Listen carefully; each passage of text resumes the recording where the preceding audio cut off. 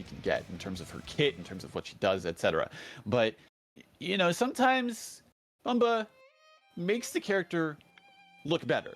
I'm not saying great, because the character's still got her faults, but makes her definitely look better than what she is. So I'm excited to see how, as you said, how they manage navigating Adachi, navigating Akatsuki as well. But with that start, not looking too great. Oh yeah, I'm looking right now a bit grim right here after burst punish. Right now they're in the corner against Adachi. That's not great, and they got absolutely punished after super. So right now looking really bad for them. Oh yeah, it's carried right there. Has to block here. I was expecting cross combo activation to sort of keep pressure, but still, Aries through the projectile, and yeah. Maggie, I was gonna say not respecting this, but yeah, no, it's... Jesus. Go ahead. Wow, the burst punish with the 2B. Right now, Yellow Axe is on the table. You need to be very careful, very mindful of when that axe is, because right now it's in a very dangerous place. It can really cause lots of damage, so you need to maintain distance as possible. Make sure that Labris doesn't get in, just like that. Oh wow, I'm surprised that auto combo kind of let him go through that first hit of the ice assist projectile. That's interesting. I thought it would get hit on the way down. Oh, nice. Even though they parried the first hit, they weren't able to get the second one. And now they got like a bit nervous, they burst. And now they're in a way terrible situation. Now cross combo activated. This is going to probably be at the Tadachi with a super. And with that, it's just like a 2K level 3 resonance, 5 bars. Yeah, Arrows of Ice, especially in Resonance version, is going to do a lot. But, ooh, gets the throw. Nope. Oh, no full combo. Unfortunate. Oh, this doesn't look good for Lucky Egg right here. Luckily for them, they don't have enough bars, no resources to work with to actually heal. But after that, super, no! God, no! Oh, no! They catch you mashing on the air and press assist, so it was a happy birthday, and with a super with resonance damage was able to kill them both at the same time. Oh, what a twist! That's so unfortunate for them. Oh no, I think, I don't know, Bumba might have just like panic pressed something. I'm not sure what in the world happened, but that's so unfortunate for Bumba. It was fucking so good too, and like the situation, all that, and it's just like, yeah, just either, you know, fat fingered something or something went wrong, but got caught. And that hitbox actually hits, again, a little bit higher than you would expect, as evidenced right there. So, no, I bet Lucky's definitely thankful for that working out the way that it did. Well, he has Lucky in his name, so That's true. That's yeah, actually true. got it. Oh man, if I was on Boba's place, I would be so upset. But you know, in these kind of situations, it's better to, you know, keep it cool, keep your mind clear, so you know it's not a snowball situation. So yeah, keep it together and just move on to the next match. Yeah, keep the mental strong, because otherwise it's going to affect how you play for the rest of it. And once again, not the best start, but fortunately, Jin's burst, being the way it is, was not punished. Wow, just straight up 5A mashing, and since it has lots of range, was able to catch Jin midair. And right now, another VCO setup, no active switch, just maintaining distance possible. As I said, this team doesn't take that much advantage of VCO setups, so yeah, that's usually what is going to happen. It's looking like it is... I mean, even though they're not able to fully take advantage of it, it is still very much working out for Lucky. Look at this. Oh man, she's dead. Going to DHC, yep. Going to be gone. Yeah, that's a dead lavish right there. 4 bars. Now it's just Jin. Jin can work solo in Resonance, but it's just level 1 and just 2 bars to start with. So I don't know him to be very mindful of what he does it. Oh, just a little bit too far to fully convert. But yeah, as you said, wasn't able to really get a lot of assists, a lot of things going with Resonance, and VP Punish is going to do it. Lucky up 2-0 now. Oh wow, yeah, that was so unfortunate for Bombachonga. Jin can perform well on Resonance. With lots of bars, can do lots of cheap damage, trying to maintain like kind of a distance. But without any, resources, without any setups, it's not going to get you that much far. So yeah, unlucky, Bomba wasn't able to build that much. I mean, unfortunately, yeah, sometimes that's just the way it is. It's like, if momentum's really strong for one person, you gotta take a lot of risks to even try and get that resonance level up to even mount the comeback, so it's tough. But we'll never know. Maybe Chunga this time is going to start with another game plan, try to get in. But right now, it's looking a bit grim. Oh, the 5C, watch your dome. Man, Labrys already in the red. Yeah, I was gonna say, you gotta get her out of there to at least, make sure she doesn't die early like last time. It's not even that good. And put Labrys once again, even though she's in the verge of dying. That's interesting. But I don't feel very good. No, she's gone. Yeah. And once again, you have just level 1 resonance, not that many bars to work with. And now, right now, Lokinagi has totally control of the neutral. 4 bars on deck. Yeah, wasting all resources to, waste all the time of resonance as possible. Oh, this looks horrible. It's not great. No, it's essentially a one-touch situation. Like, almost any hit's going to seal the deal now for Lucky. So, well, especially now. Yeah. Like, it's so tough. It's so tough when you're down to almost like 2 full health characters and you can't make a mistake. So, it really rough position to be in. Bumba wasn't able to even really get much going, especially in that last game. And Lucky taking that set, I think it definitely changed everything with that first game, how it ended. Oh, for sure. For sure. Like, the mentality has to be like one of the key factors over there. Because, in the verge of winning one match and then suddenly because of a dumb mistake, losing everything, it really takes like a great hit to your mental. And I can say that for experience as a player.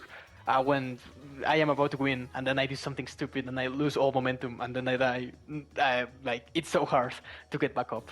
So yeah, I can totally get why Bombachonga like struggled afterwards. Mm-hmm. And like, yeah, it was a little bit shown off in the play, and there were a couple of the instances where, like game 3, where we saw Jin come in for Labrys whenever she was low, and then the active swap into it.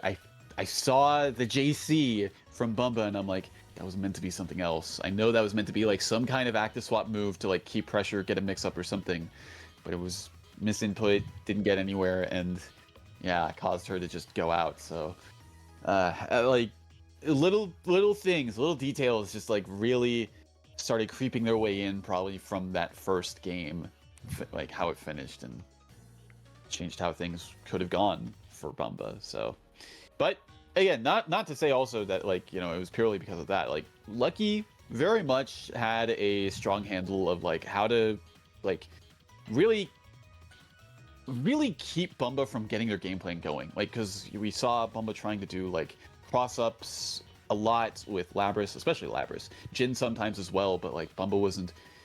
He was ready for that. He was ready to anti-air. He was ready to block it. Ready to get him away. Yeah, I totally see what you mean. Because the game plan is usually try to get in, try to space yourself with the JBs of Jin, maybe trying to get in as well with Labrys.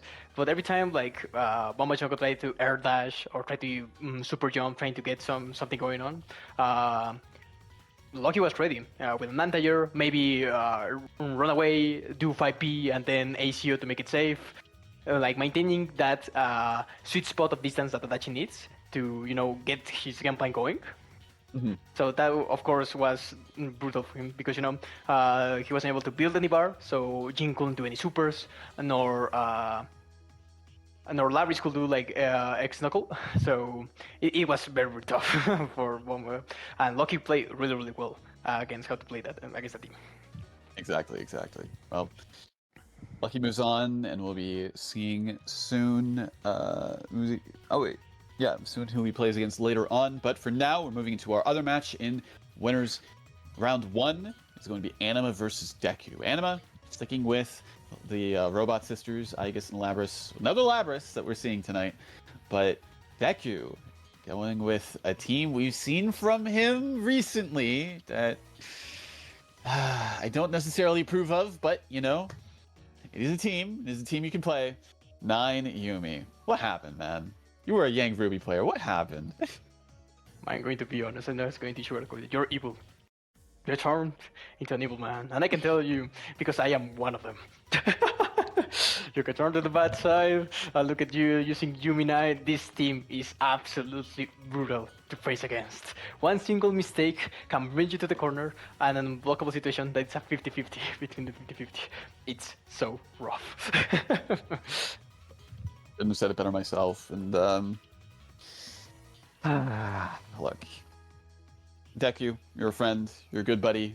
Proud, appreciate you, appreciate your company, appreciate you always supporting the scene. But brother, I can't appreciate this. I can't appreciate this. You changed. Yeah, what happened? I thought you were a funny man that does funny stuff with Yang and Ruby, you know, doing super on wake up, mashing 5e. What happened to that into Deku? I love that man. Oh, Not the same. shame. Not the same. Yeah, now it's going to be unblockables and snowbirds and just straight up sadness and despair. Well, we'll see. You know, Deku's been, you know, kind of feeling the ropes with his team, kind of seeing a few growing pains I've seen in some matches, but, you know, we'll see how much more they refined it, you know, in comparison to those. But also, don't count Anima out, though. I mean, they've another player that's stuck with a team for as long as I've known them, long as I've seen them, very much solid in their own right. But once again, not a good start for the player I'm trying to gas up. It's fine. No, that's almost a DB punish, and right now it doesn't look that great. Getting it up. Oh, but luckily for them, the DP was able to whiff. Now it's a full punish, counter hit, X Megiddo fire. Right now, Anima has all the game plan going on. Oh yeah, definitely. Yeah, ran with the momentum that they got off of that EX Megiddo. Oh no! Alright, that's a good amount of damage already. Oh jeez. Oh no, is she... That's a dead character, 13k for 1 bar and 5 starter. That's just not normal. That's not how you play the game. That's insane, bro. I mean, okay. Anima, bring it back. Oh no. Not all those bullets connected. So actually that did kind of mess up the damage a little bit, but still looking doable for each player, honestly. Oh, that was almost dangerous, that 5A landing from behind. Good old Yumi. But it's fine. 5 bars with Aegis, you can work that perfectly, and the resonance timer for Yumi is slowly going out. So right now, yes, it's everybody's game. Ooh, tried to grab! Going to be enough, yeah. Oh, that's so stare clutch. down. Taking the first game. I mean, that's what I mean. Like, just because, you know, the team comps, you know, objectively speaking, a better team comp than what Anima has doesn't necessarily mean it's going to win. Oh yeah, totally. Anima is such a talented player. They have been working for many years trying to perfect the art of the Robo Sisters, and it shows. It really shows. The fact that they were able to get like the momentum going at their disastrous like round start, it speaks volumes about their talent and you know how they're able to adapt, able to play. So yeah, that was fantastic. Absolutely, but you know, going into game 2, I mean, we saw some bits and pieces from Deku that really showed, okay, yeah, they're getting more and more threatening with this team. That 13k that we saw earlier, and Oh, bro, don't remind me. I'm going to get nightmares from those. I don't know, you might be reminded. Oh no, okay, that could have been so much worse. But alas, it still got like a whole bunch of damage, and right now, Lavis is in very much danger. 2 bars, pretty much in the corner. I think that's a kill. That's a dead character, right? Full magic bar, just barely. Man, hitting the jackpot with those numbers, all 8s right there. Ah, jeez. Oh, but look at this. Catching with the bullets. Resonance activated. Oh, but they messed up. It's fine. Level 2 resonance still has enough resources to actually fight this. Oh, but they got thrown. Yeah, that's minimum damage on all of these. Yeah, I think that's going to be enough. Oh, none of it drops. Commentator's curse. It's possible. It's still possible. I think 9 is out of the picture. Yes. Look at that. Oh, but now it's solo Yumi. Yumi is one of the best characters to fight Soul. So, you know, level 3 resonance. Oh, you need to be very, very careful. But right now, Aegis is in the verse of dying. She is not scared of anything. So yeah, let's see what happens. Right, honestly, depending on what it is, I was going to say one more situation could potentially... Nah, it's got to be one more. Got to be one more follow-up after this. Yeah, it was JJ starter. So it wasn't that much of damage because of the scaling. Oh, but that's so close! No! Gets caught, block 2 hits into throw cancel to catch the PB, and Deku tying things up 1-1, yeah. Oh, that was so tough, buddy.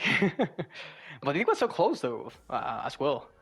But they were in a very, very rough situation. And even though Aegis is capable a character of opening up people like really, really fast, consistent.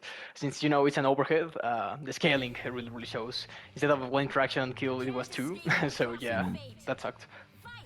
Unfortunate, yeah, but I mean, again, yeah, as you said, they really did start bringing it back, like considering the deficit they were at. So yeah, it's really, really possible.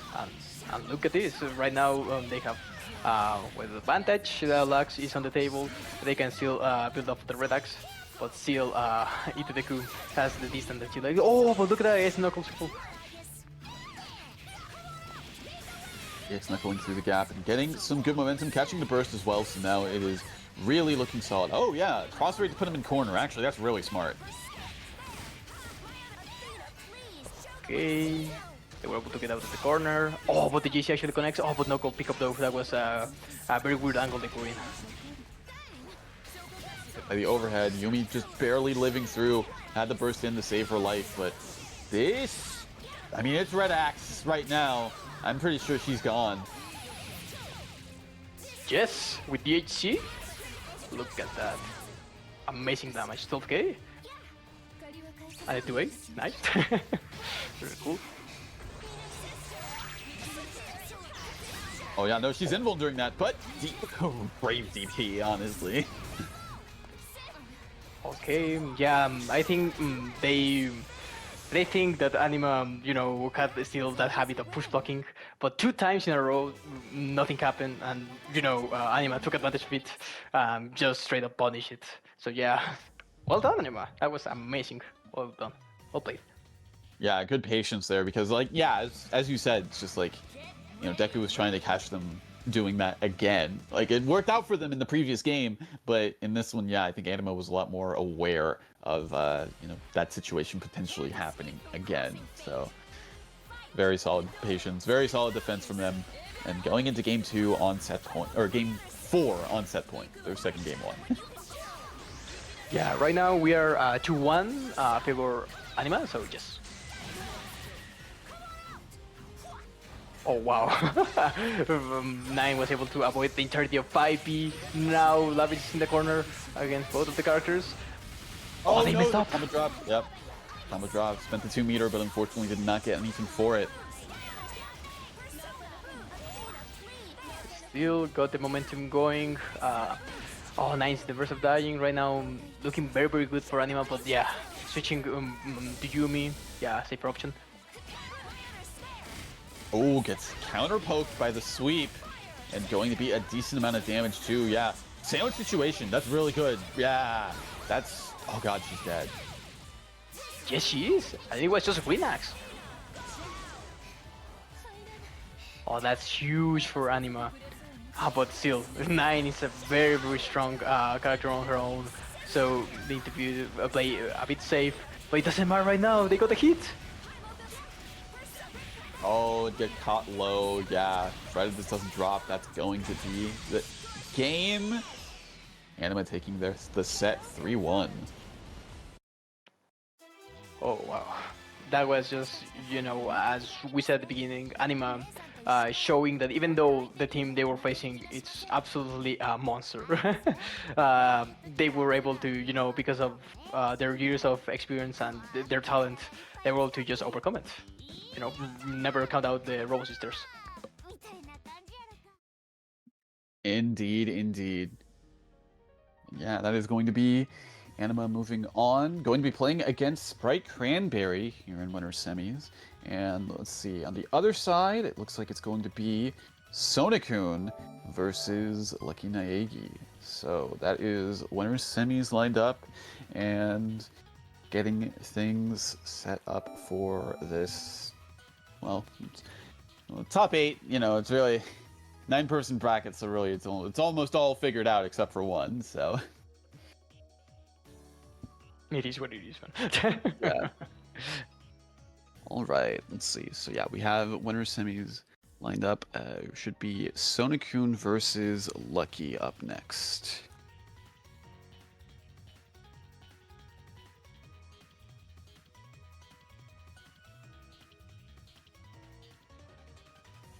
I'm very excited to see Sonokun fighting against. In the Grand session, he was practicing before I play against them. I think they're like prepared for this bracket. Mm-hmm. As always, Sonokun is a beast. Very scared of facing that hard.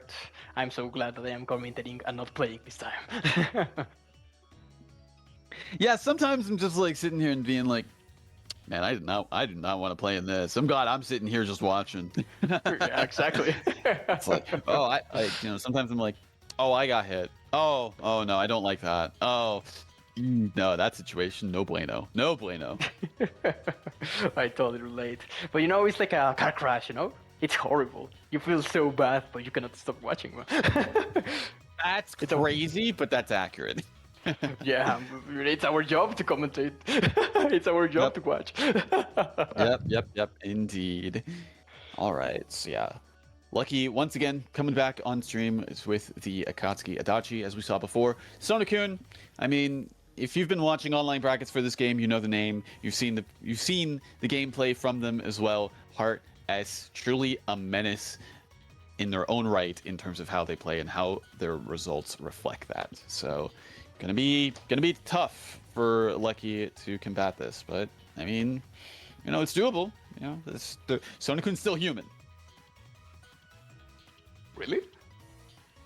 I mean, people have seen Sonokun, so I'm assuming that, you know, that this is verified information. But yeah, I will assume so. But you know, I never saw Sonokun. Maybe it's not Sonokun. He's alter ego. We'll never Look, know. I don't want to delve into that kind of mystery. It's far above my pay grade. I'm just here. I just work here, man. Yeah, I totally understand. I'm sorry, me and my theories, man. But yeah, very excited to see Sonokun once again in action. I'm just so glad I'm not there. Yeah, Heart, a menace, a character that doesn't necessarily play the same game as everybody else. In fact, she really doesn't with how her movement operates. But, you know, it's something you have to navigate around, something you really have to change your game plan around a lot of the time just because of her homing movement. Really allows for a lot of different air approach options than what you would typically be used to from pretty much everyone else in this game. S also very unorthodox pick a lot of the time. Don't see it too much, so it's something you got to be more familiar with. Sonokun provides a lot of the time. Yeah, I totally agree. And right now, Sonokun is taking Lucky Naegi by storm with this burst punish right now, cementing the advantage like totally right now in the corner, and a cheeky little overhead to keep the pressure going. It's so hard. That's what I mean. Like, once you get knocked down by this character, it's just so rough trying to get like out of the situation. You gotta guess for your life from the jump, and then it's like, oh well, what do I do afterwards now? She's in my face still. Yeah, not looking that great, and I think Akatsuki also barely survives. They were to switch to Dachi, but regardless, it's still very, very bad. Basically, both of the characters, one is like dead on touch, and the other one is dead on situation. Well, and there's the one touch right there, and the situation to follow it up. Well, what can I say? Well, I'm a genius. Oh man. With that, Sonicun takes the first game. Pretty dominant first game. You need to be very, very careful how you handle Hard. That's the thing. If you let Hard like get the game plan going, it's so hard because she knocks you up, and then what you are going to do. It's so hard to react of what they're going to do. And they can make it safe because, you know, they can home dash cancel, or maybe they can call assist, make it all safe as possible, make it a 50-50 overhead blow. It's so hard to react. Or maybe they can just like be slow on approach and just like try to bait out something from you, and then you get punished for it, and then it's just like, oh well, my fault. But yeah, no, I mean, we saw in the previous game towards the end with the Akatsuki, like, you know, what is the DP in question that I was about to mention, kind of trying to, oh Jesus, I can't even commentate, man. Oh no, the worst one. 9k out of the burst punish of his freaking Clash frames. And another burst punish with 5p, that's a dead character. Sonicun has gotten hit once, and it was because of the burst. Atom Smasher coming clutch. Oh, but it's so rough right now. It's so hard for Adachi to manage that, and with that, a single home dash, JA, you're done. Oh man. Like, no, that was nuts. That was just pure dominance from Sonicun, just like from the jump, and it was just, well, that's the thing. It's like, again, as mentioned before, like when you get knocked down by this character, you gotta like guess for your life, the 50-50. Are they going to actually do anything either? And it's just, we saw evidence that it's just like, no, they can choose not to, bait out your TP and kill you for it. It's a 50-50 within a 50-50. You need to really guess for your life here. Oh, such a rough situation. But yeah, they stick with Akatsuki Dachi. I mean, Adachi is not the best like option for her, but you know, you can keep her with a distance. You can do AC or maybe a chill BC over there, trying to maintain her like as far as possible. But the thing is, Hard is just going to block or just avoid the AC as a whole. So you know, it's just avoiding the unevitable. So yeah, and well, like she just comes in, man. She just comes in right at you. Oh, Jesus. And then the hit into the throw. Sonicun is just taking no prisoners right now. Okay. Oh, never mind. A push block, spending some bar, trying to maintain all the pressure going on. It was a confirmed to that, the 4A pickup. That was such an amazing combo knowledge right there from Sonicun. 7k out of that was amazing. That was actually really good because normally like we would see like some kind of like EX cancel like to like, you know, make that stable, but no, Sonicun was aware enough to be like, no, I don't need that. I can save the meter. Oh man. At the overhead, that's going to probably be game. No crossfade needed. Clean 3-0. Sonicun taking names. Oh man. That was so rough.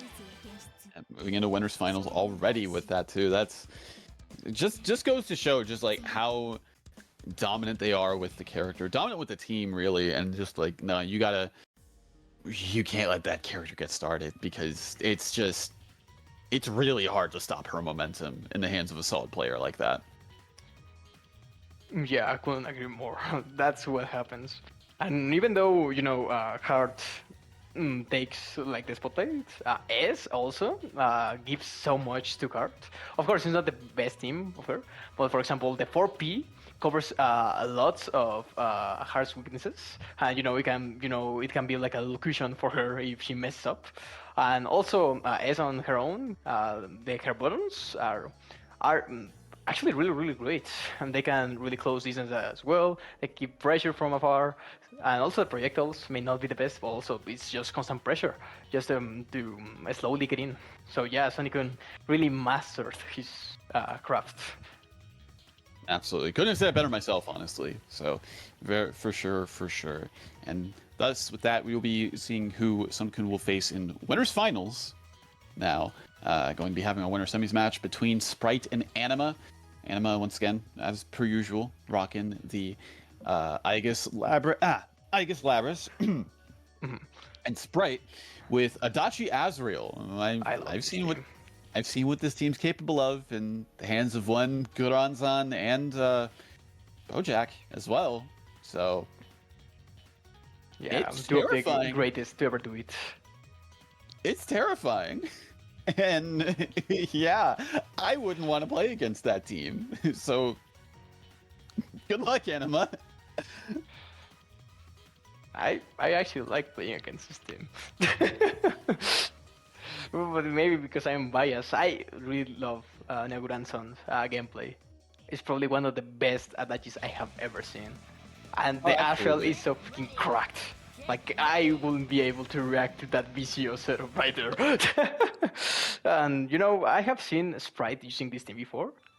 And he's actually really good. He has a pocket Adachi, as used before. And of course, we all know what his Astral is capable to do.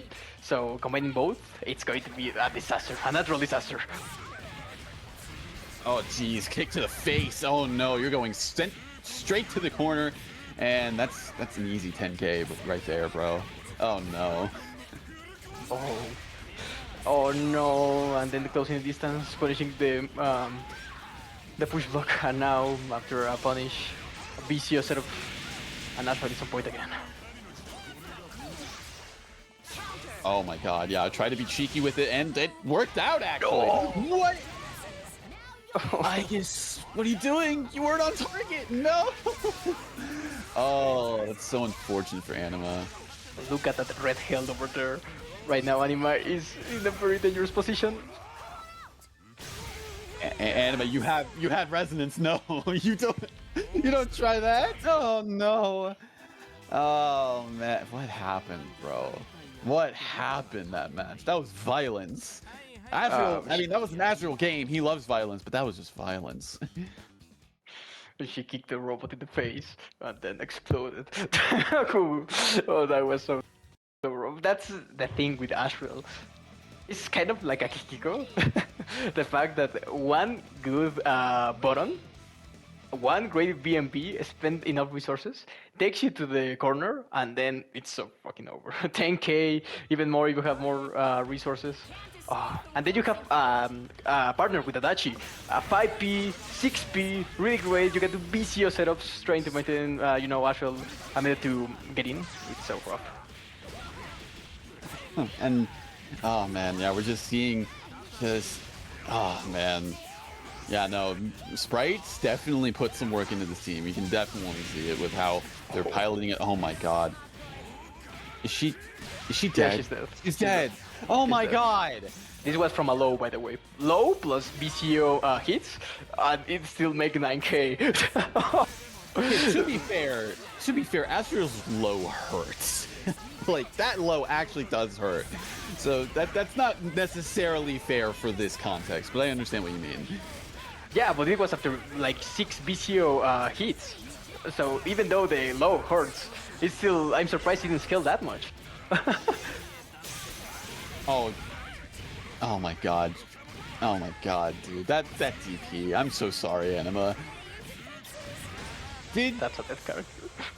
Did he do Valiant at any point in that? Because if he didn't, that was impressive how he was able to keep the weak points. I think he didn't.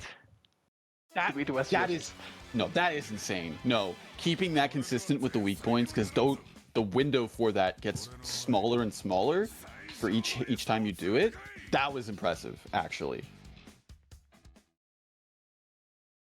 I'm just like astonished and appalled. I have no words.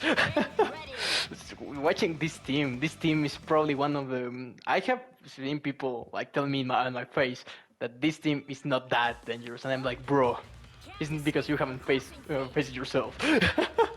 This team is brutal for you, for everybody. Well, Anima getting something started with this sandwich situation and bursting out of that from Sprite. Oh no, not the counter hit low. That could have been so much worse, Anima. Oh, but look at that, getting the momentum going. Red Axe, active switch 7k for both characters. Right now, he's actually in the corner. Oh, but losing the advantage just like that. And the low, and the confirm. What? I will say, a lot better for Anima for this round. Oh, definitely getting some momentum, some hits in as well. I mean, it has the life advantage currently, but we've seen how much that can change very quickly. So gotta still be on point. Okay. Yeah, looking way better right now. Anima has some resources to work with, having like the health to work with as well. But still, one single setup can really determine life or death. We're seeing it right now. Labras was looking really good. No way. No yeah, way. That sucks. You're That getting hit. sucks. Oh my god. Oh, that's so unfortunate. Oh, luckily for Anima, that DP sucks. But sadly, that DHC didn't make that much damage. So, regardless, at least they were able to keep it alive. But damn, it seems really rough. It can be anyone's game. Oh, couldn't keep the weak points up. Oh, well, she's gone. She's dead. This is what I mean. This is exactly what I meant when I said, even with the life advantage, that can go down so quick. Okay. Check this out. Oh, never mind. Oh. Oh, that was so smart. Push blocking in middle of the animation, so they can still keep like distance, even though they were just moving forward. Oh no, but got grabbed. Oh, not. I was gonna say another chance, but the step dash into the corner. Sprite gonna be taking that. God, that was terrifying to watch. Oh, so dominating. That was very like the perfect display of why this team is one of the most dangerous in the business. Just Absolutely. raw violence. Well, good stuff to them. Anima going down into losers bracket. Not out of this yet. Still has another opportunity to make the climb.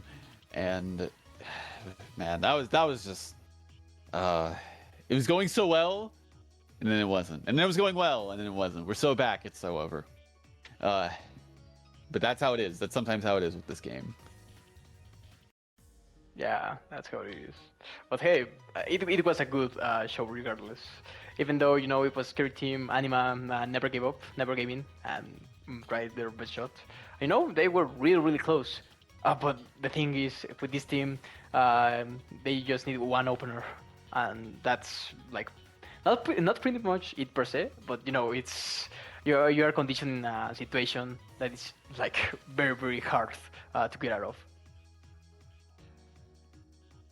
Indeed. All right. Well, we'll be moving down into loser side of the bracket, so that means we have that lined up for you. It'll be E2 Deku versus Running Hands to start off, and then we'll switch after that into the other side of losers bracket, Bumba, Chunga, and Fish Liquor afterwards. So it's going to be cycling between those two for a bit. Sonokun and Sprite going to be sitting pretty in winners finals for a decent amount of time, but we'll come back to them when we're able to.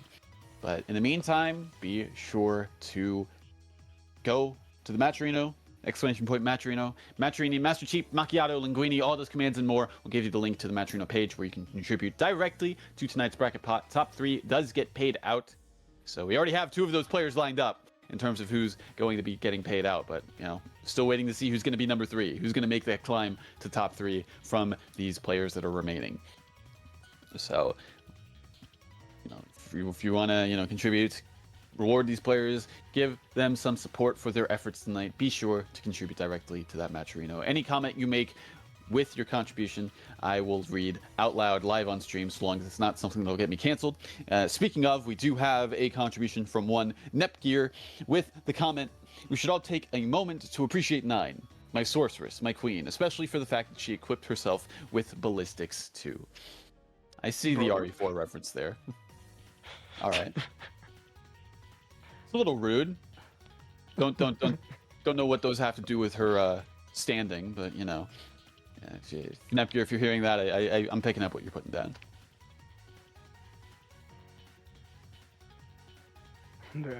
Talking about 9, we are just seeing it right now. Oh, this is going to be very, very interesting. Itudeku has really shown like the improvement, like week by week, and you know, he's still able to shine even if they are not using like his main team. So that's something I really want to give props to Itudeku. So that's cool. Mm-hmm.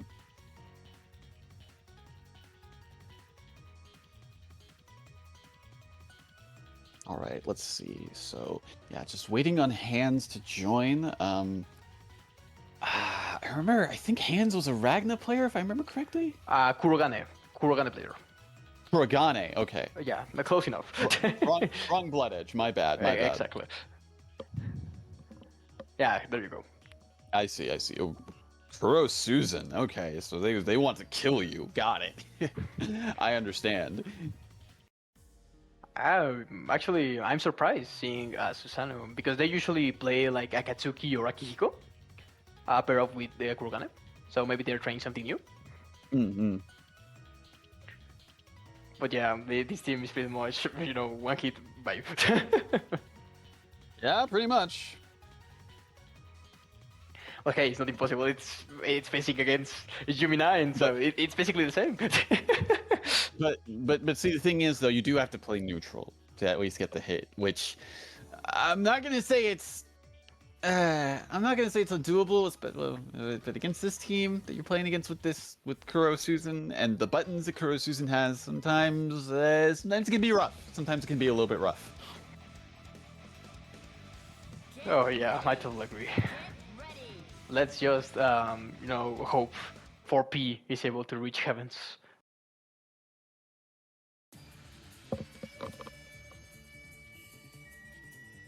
All right. Going into the first game here. Ooh, yeah, I'm teleporting right through it. Yeah. Well, I can. If you know, it's all good and all well and good if it can reach the heavens, but it doesn't help if it misses the mark. Yeah, right now it's starting a bit tough, but you know, it's not the worst situation per se. They were able to switch up Susanoo.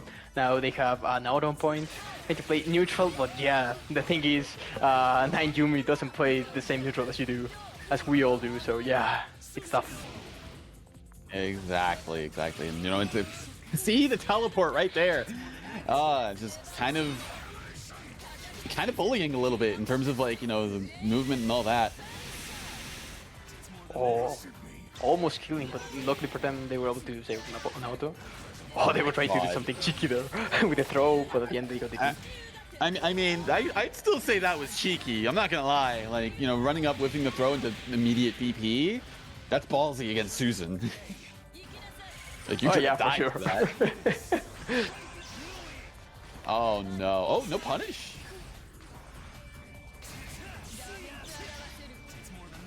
Okay. Looking. Oh, it's still very rough. Well, level 3 resonance, but yeah. Just one move, and that was it.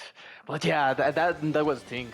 Kurogane, even though it's a very good character, he still needs to play neutral. And the thing is, you know, one of his strongest tools that are like his humongous buttons can be avoided quite easily with 9. Just, you know, teleport. So yeah, that's something that you need to adapt, and it's easier said than done, because, you know, Kurogane, most gameplay is about relaying those. So yeah. Mm-hmm. Oh man. All right, switching to the Akatsuki.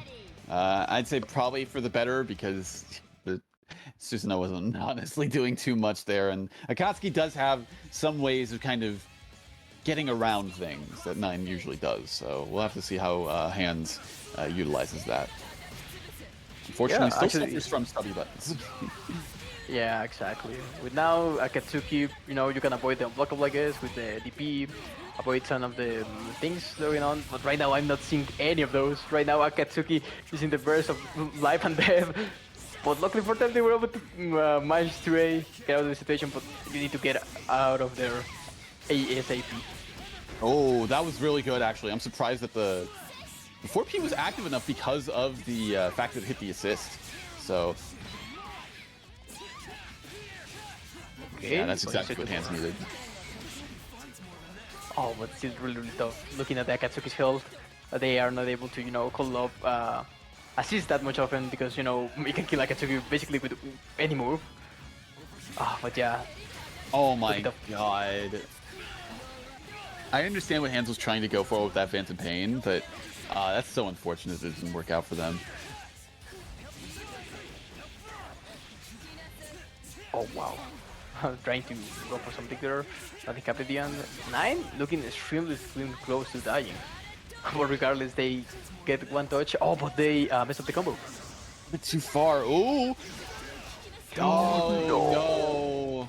I think Hands tried to make it like air unblockable to secure the kill, but mistimed it a little bit, and yeah, Deku was able to land punish that accordingly. That sucks. Oh man, that could have gone so well for them too.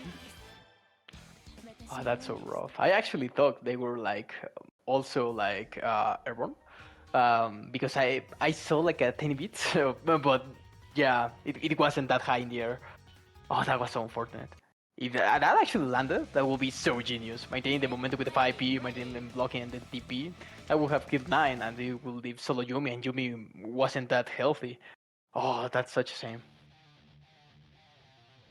Yeah, dust yourself off. Again, most of the game is the mental game too, so don't let that affect you too much. But this is Hands tournament life right now, so they got to make the most of it.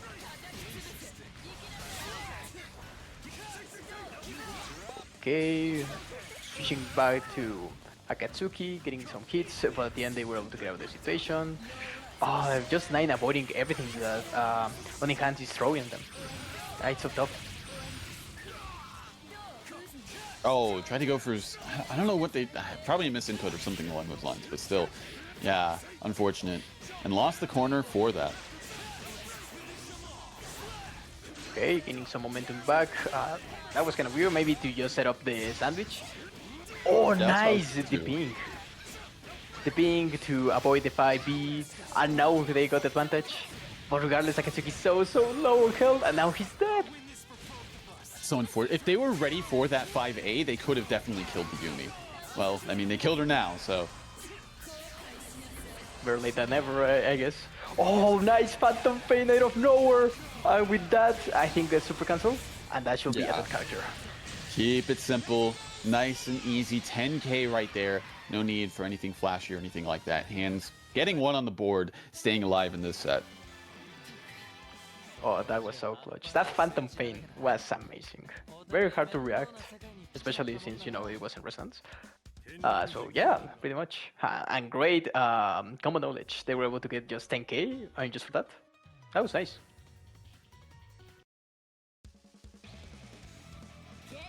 But still, it's 3-1. Oh, they will switch to the Young Ruby. Yeah, makes sense. Loser bracket, just one opportunity to still be in the bracket. So yeah, keep it safe. Switch to the main squeeze. Well, yeah, it's I think Deku's done playing around a little bit. But regardless, oh, never mind. I was saying that they Running Hands was actually maintaining a good distance, but what single 5B, and right now it's looking so horrible. Oh no, okay. You gotta get this Kuro out of there, buddy. You gotta get him out of there. What are you doing? Oh no. Oh, he's nice. No, but... He's gonna die. Okay. Ooh. What a grab! I wouldn't have taken that. I definitely got thrown by that. Oh. Okay. Huh? That was so lucky for Ichideko right there. Dude, there's no way. Jack push Ruby out of there, making them whiff, and then the DP he just ignored. That was so important for them. Oh, he's dead.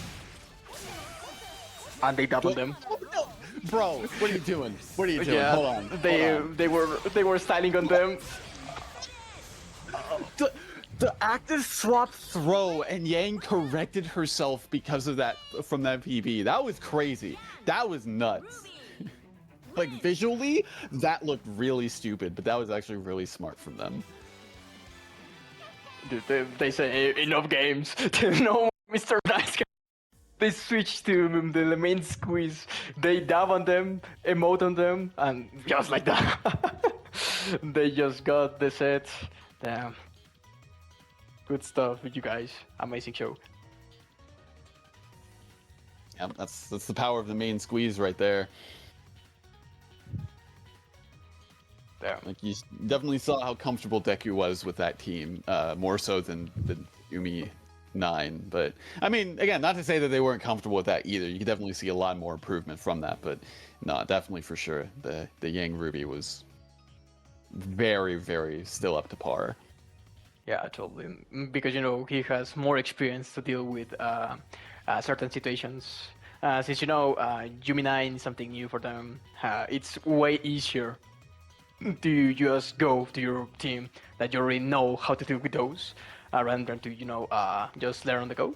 So yeah, it makes sense why they could say to switch. I know it was a smart play. Absolutely, absolutely, and moving them on to the next round of losers, going to be playing against Lucky Naegi soon. But before that, we have next matchup, Bumba versus Fish Liquor. Oh, nice. Fish Liquor. I have seen them playing a lot recently on PC Tag, on TMN brackets. I think I have seen some of his performance. They are learning and improving day by day. That's amazing. And of course, I can see them a lot here in WNF. So that's really appreciated. And of course, we all know what Bomba is capable of. So yeah, be very careful with the Labris.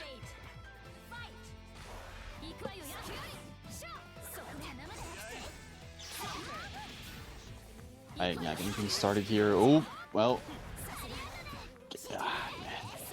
Yeah, that's the thing. It's like Labris and Jin both have really far-reaching normals, especially in the air. Well, air normals specifically, but Blake just has far-reaching normals in general. So you have to kind of manage her zones a little bit, navigating through that.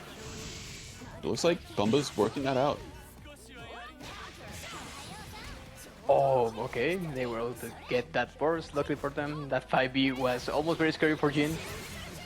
But right now, Fish Liquor is, getting the hang of it once again.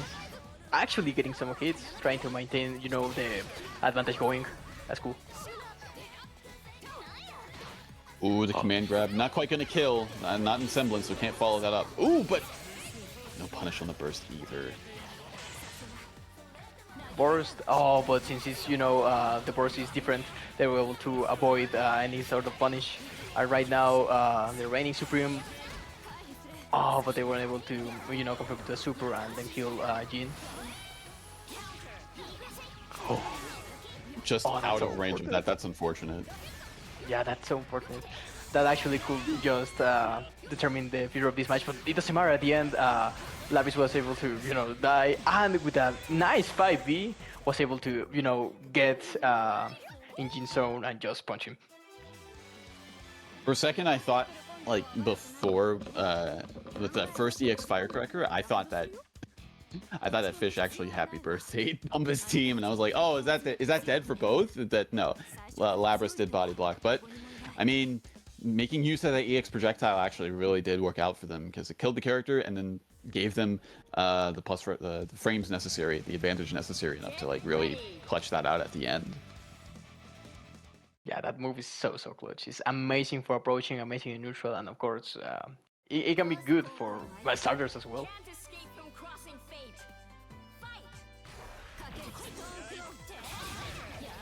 Indeed, but looks like Fish Liquor's doing all right.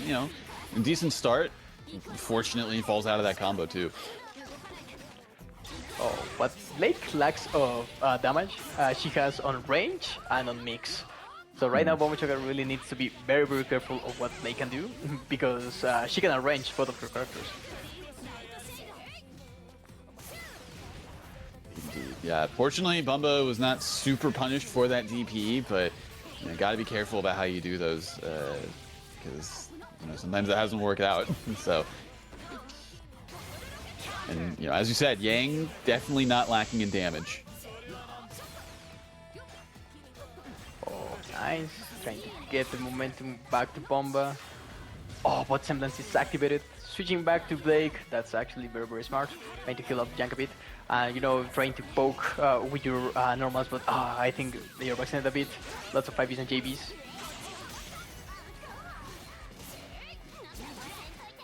Alright, yeah. Trying to play defense here. Like, you know, establish the air situation. Oh, the burst was blocked, but no full punish. That could have been a kill. Oh, no. No. Okay. They were able to kill, but they could have killed way earlier before, but there were like unfortunate drops. And again, they tried to punish the burst, but you know, Blake's burst is different from others. It's like Wise's. Indeed, indeed. All right, down to single character yet again. Try to go for a JC right there. You're nuts. What? 5A was able to trade Firecracker, trade to command grab out of it? Wow, that was so ballsy. Unfortunately, the boldness did not pay off there. Going to be losing Yang and losing the game. Tying it up 1-1, Bomba Chunga. Yeah, never count Bomba Chunga out. Not just yet. Bomba is one of the best to do it. But still, as I said, Fish Liquor looking really, really good. Like I said, they have been like training a lot, participating in lots of TMN brackets, trying to get as much knowledge as possible, and it's really, really showing tonight. Indeed, indeed.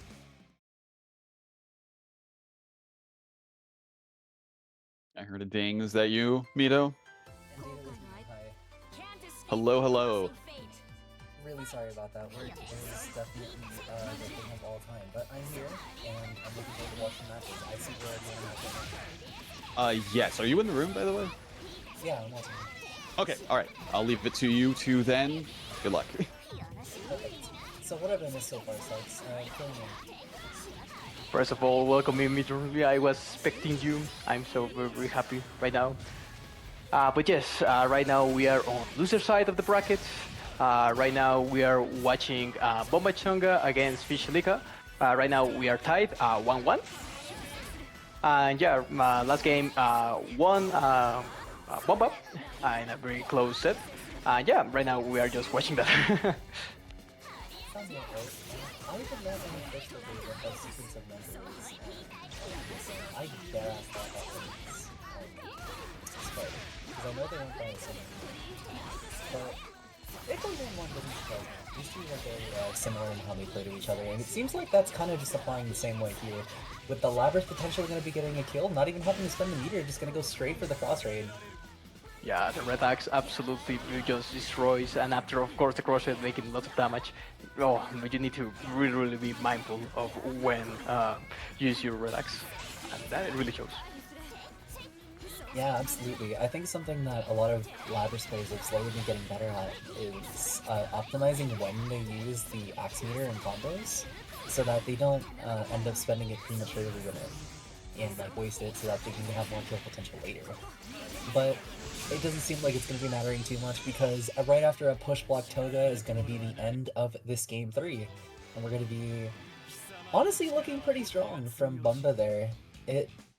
Liquor was doing a lot of zoning with the Blake's B normals, but with a bit more patience, it ultimately didn't really amount to too much, and a lot of the hits they did get ended up turning out to a drop. So it just feels like they need to clean up a little bit. Yeah, makes sense, because you know what you want with Blake is to get a BMB, then an Oki, and then bring up the setups. Because what Blake lacks on damage really excels on great buttons and great nicks. So that's what you as a Blake player really want. And if you drop your combo, really like affects the way your rook just plays. And regardless of how well you do your combos, if we're going to be bursting in the same spots, it's ultimately going to lead to a lot more damage here. We're going to be able to defend out on the overhead is what I would have said until we got hit by the second one there. And that's going to be a dead character using the red axe to their fullest advantage there. Going to be putting Blake on death's point. Oh, that was so rough. 10k right now. Blake, just level 1 resonance 4 bars. It's pretty tough. Yeah, there wasn't like any room to breathe. And with that, Bomba Chunga takes it. It's literally a perfect game. Yeah, that was perfect in both ways. I know Bumba dropped a couple of combos there, but ultimately it seemed like Bumba just kind of had their number. There was a lot of just putting themselves inside of Licker's face and making them completely uncomfortable. Throwing out a bunch of stuff, they even felt comfortable enough to just sit in their face and wait for a reversal. I don't know if they ended up representing that too much within the first couple games, but the fact that Bumba was conscious enough to make that decision and didn't really have to worry about anything after the fact definitely speaks bounds to how comfortable he felt within that set. Yeah, absolutely. The fact that, you know, what Bomba really likes to do is just get in your face every time.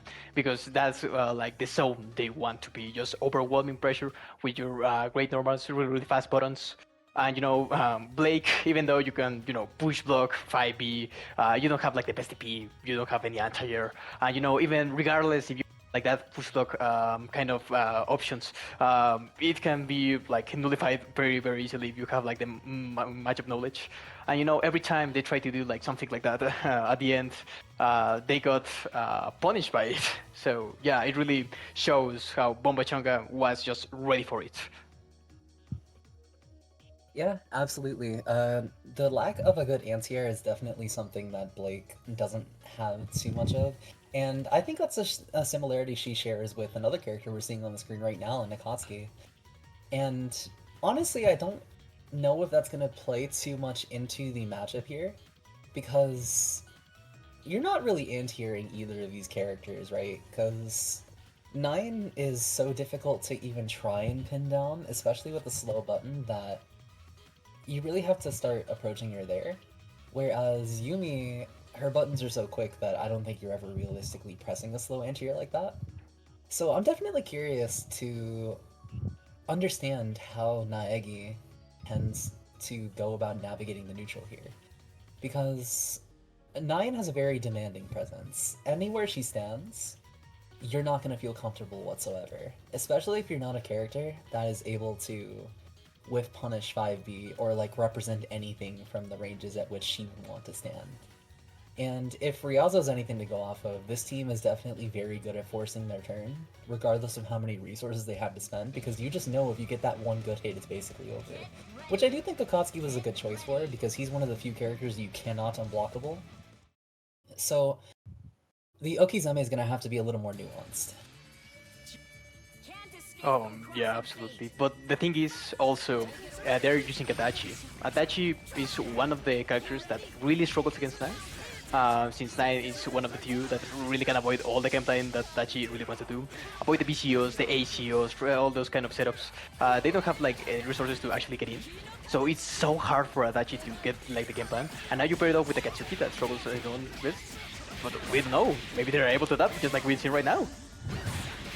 Yeah, ultimately the matchup isn't going to matter too much if you're going to be getting hits like that, because I think the character's dead. Like, just straight up gone.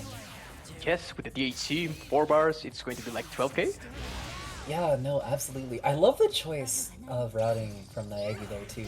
They intentionally kept hitting the assist until we were ready to super, just so that they didn't give Deku the opportunity to burst if need be.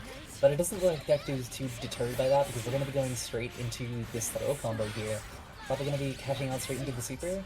No, actually, going to be keeping it locked down just because they want to have that threat, which is a good choice. I don't blame them at all. And evidently they continue to do so because this character's almost dead.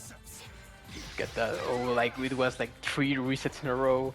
Even though they don't have any more res fans, Yumi is one of those characters that regardless of the mirror, they're really, really strong.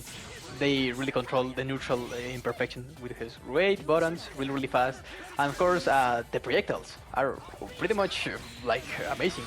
Look at that, a single 5A, Adachi's death, level 4 response 3 bars with the Katsuki. This is really, really possible, but it's going to be tough.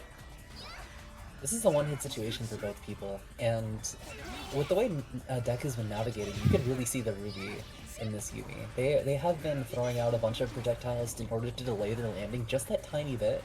And what we were talking about with the anti-airs came in super clutch, and ultimately... Oh wait, no, we're gonna be dropping the combo there. Tried to go for something a little more fancy. Maybe wanted to build the meter just in case, but we're gonna be flinching on the potential reset, and that's gonna be game 1 going to Deku. Wow, that's actually a great combo for the Deku. It was a really, really rough start. After that happy birthday with the Bitatsu starter, Itu Deku was in a situation that it was really, really uncomfortable. Losing 9 that early, really like, usually would be very, very detrimental for your gameplay overall. But Itu Deku is like, he excels in adapting mid-match. And with a single resonance level and just 2 bars, was able to get many hits, like 3 resets, and just kill Adachi just like that.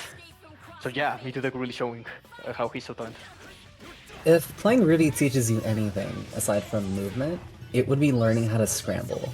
And I think that first game definitely displayed that particularly well. And it's almost as strong as being able to route in such a way to beat the burst like they did just now. Oh my god, the defensive option from Naegi was really strong there. I don't know how I feel about the BZO pressure here, because not only are both these characters somewhat decent at navigating against it, but Akatsuki doesn't really get a mix-up off it. So it's not really doing too much, but thankfully we're going to be able to get a nice hit off of the counter hit anyway. And the 5C going to be chipping the Yumi down a lot more. Not spending any resources there. I was getting a 5CC just to, secure the deal, making as much stuff as possible. Oh, look at that! Pairing the 6P with the TP as really, really clutch. Oh, but regardless, catching the teleport just like that. 5 bars. They have all the resources to go. Kroya's combo. And maybe just super, keep it simple, keep it safe. And afterwards a DAC, and that should seal the deal. Yeah, there it is. Honestly, that was super clean play from Naegi. I think they navigated that really well. They took what they learned from game 1 and applied pretty much all of it. Fantastic use of defensive options. We saw that backdash earlier to get out of the 6B, which was not something I see a lot of people represent. The good use of DP in order to make Deku uncomfortable on their pressure and force them to play a little bit more passive or have it a bit tighter overall. Honestly, just fantastic stuff. If they keep this up, then Deku might not have the opportunity to adapt.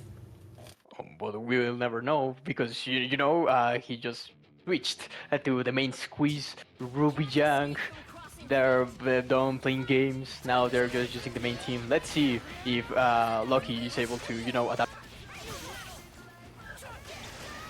And adapt they most likely will, but it doesn't seem like we're in too good of a position already. This Adachi's not particularly good, but getting hit by the last hit of that BZO wasn't able to confirm anything from it, but we did get a bit of a good neutral situation. The 5B coming in particularly clutch once again.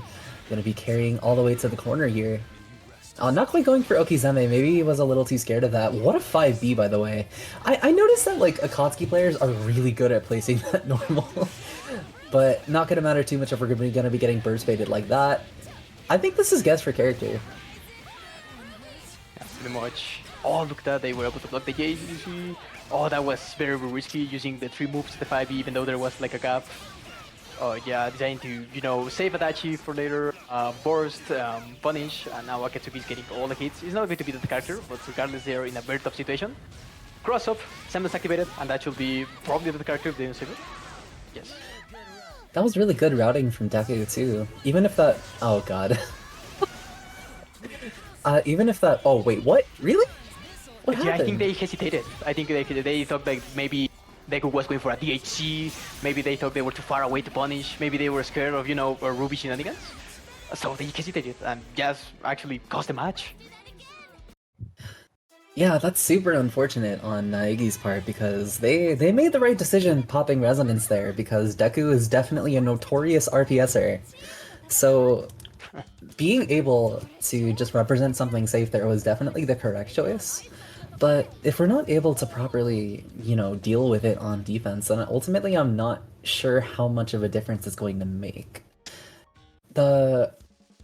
I think there's not really much to take away from that game though, other than just guess better, because a lot of the situations that Naegi was put in was primarily just because, oh, he missed a small confirm and he lost momentum, or there was a mix-up that he didn't guess right on and ultimately ended up getting hit for it. Like that one right there, he tried to parry thinking there was going to be an active swap mix-up, but got comboed for it in advance. Just getting counter hit a lot though.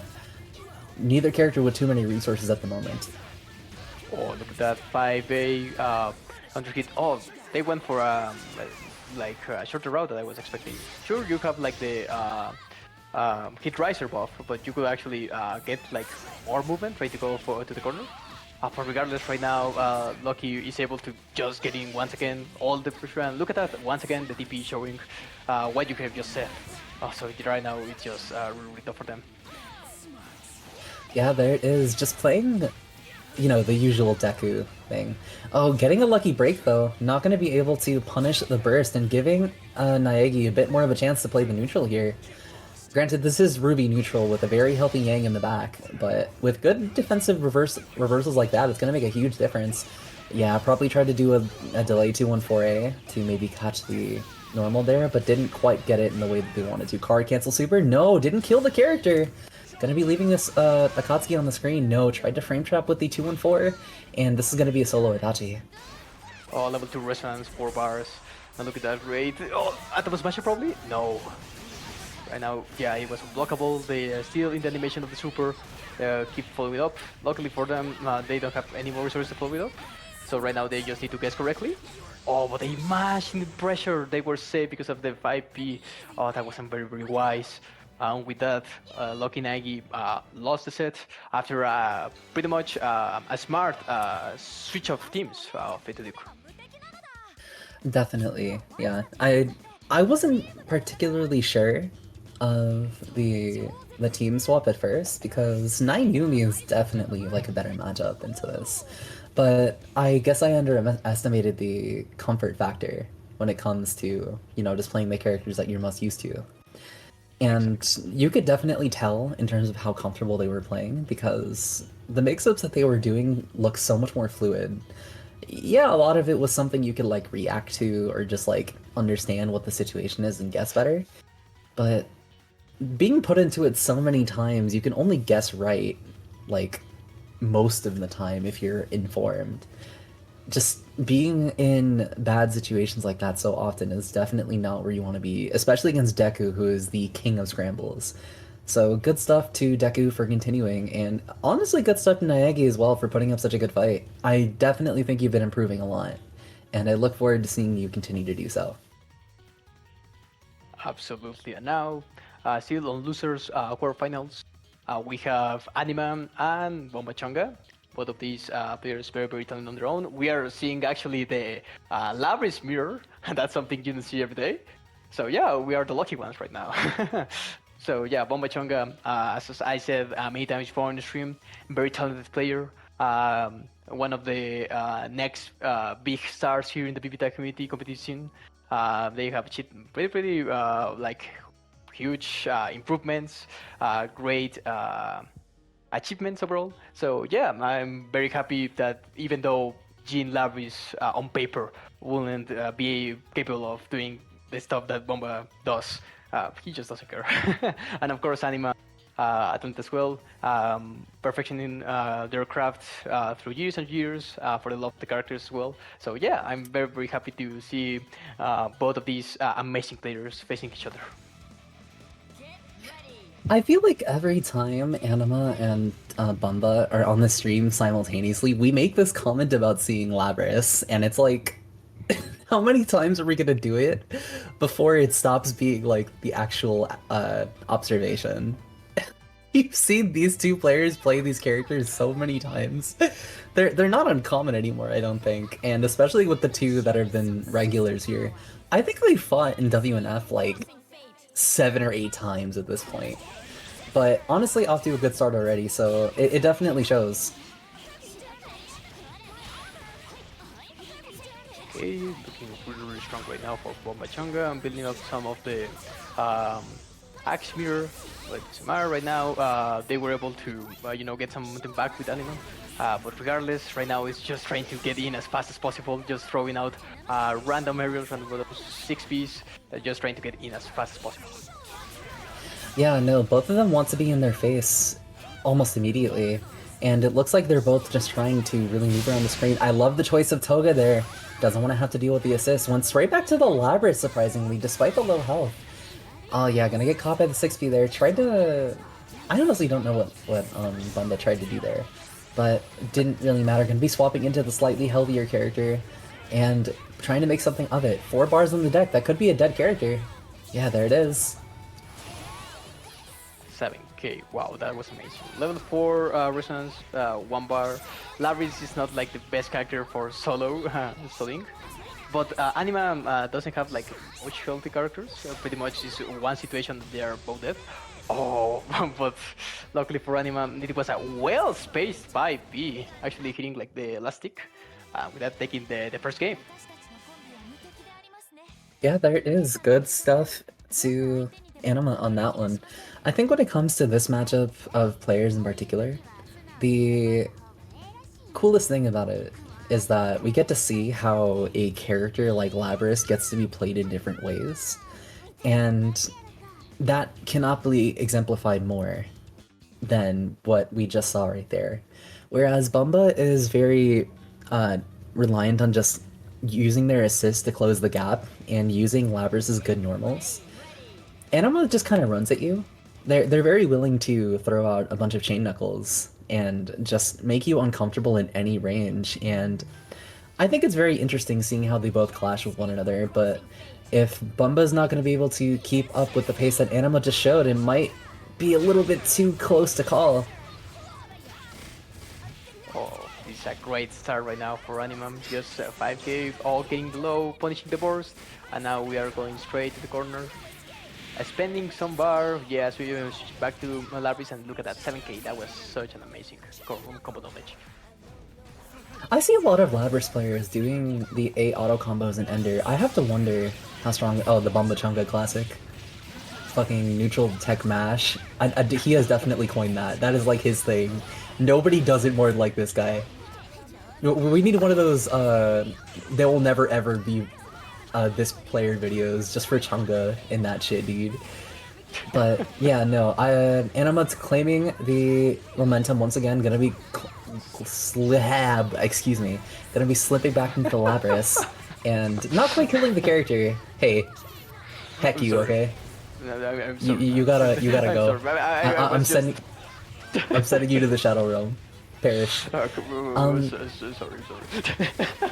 Yeah, just like Sykes is gonna lose his life after this bracket ends. He's gonna be meeting Jin there because that character's gone, completely deleted. I'm just surprised the amount of damage he was able to do. He was just like reenact. Wow. That's disrespectful. You did not need to do that. But it looked so cool though. The fact that they were able to, confirm it. It was a true combo. It did no damage whatsoever. It did like 5k. No, sorry, 500. So yeah, that was you gotta have the duo ending too. Come on, it's. Yeah, exactly. It was classy. It was classy. Shit, you know what? You might have a point. The duo ending just to really flex and show I'm the better Labrys. I am the benefactor. You know I how didn't it say is. all that. Hold on. Yeah. Can you tell him it's playing not over Star yet. It's not over yet, though. Bomba Chunga still has one. So yeah, we will never know. They just need like that great hit just to get the momentum going.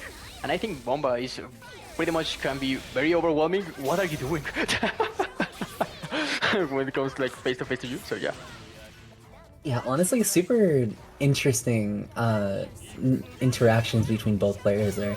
I love the way Anima is navigating throughout the neutral here, just spending a lot of time weaving between assists and pressing bullets just to really make Bumba uncomfortable.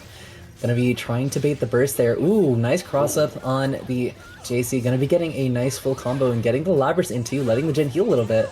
Tried to get something off of that, but no, good bait on the burst. That could be a potentially dead character. Absolutely. Look at that. Just Red Axe plus DHC. That's it. That was such an amazing play right there. They knew that even though 6p hits, but they knew they were able to convert a bit, so they just assumed that they were going to TP, and they did. And once again, the DP punish is able to seal the deal. And yeah, Bombachonga is not defeated. And I think it is going to be 2-1 or 2-2. 2-1, right? Yeah, 2-1. 2-1, Bumba's okay, keeping so- themselves alive in bracket right now. Which, honestly, we love to see. I think, honestly, they didn't really need to change much. The only thing that I really saw that they did more of was just play a little more patient. Sit in front of Anima, make them feel uncomfortable, threaten an actual meaty every now and again, like a really, really deep meaty, just to make it so they can't jump out or anything. And they got suffocated in pressure, and if we keep that up, it'll definitely feel like just that too.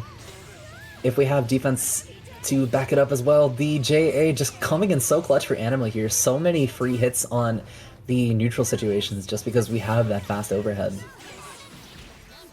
Nice burst, catching both of the characters. Oh, nice change circle. Go directly to their faces and just throwing them. And not that much damage overall, but you know, you could move the going now. They are in the corner. Nice anti-ya. Now they're. Oh, but they drop it sadly. It's still pretty much right now everybody's game, but wow, very well done. Yeah, no, Anima's been doing a lot of air-to-airing just to get out of the range of 6B and also deal with the character. Oh no, probably tried to do something in conjunction with the 6B but was a little too slow on that and didn't really get anything off of it. This may be a dead character. Absolutely, I think yes. It's going to be cross combo. Yeah, simple. And the Red Axe able to see the deal 10k out of that. Oh, amazing. I love the way Lapis players are able to, you know exactly when to just use the Red Axe. Yeah, I like the extension on what they went for there. It was just enough to make the difference on the kill there. I'm not sure if the Red Axe would have been enough otherwise, but I do know that this cross raid is going to be enough. Just going to be mashing that A button, tying it up to a piece.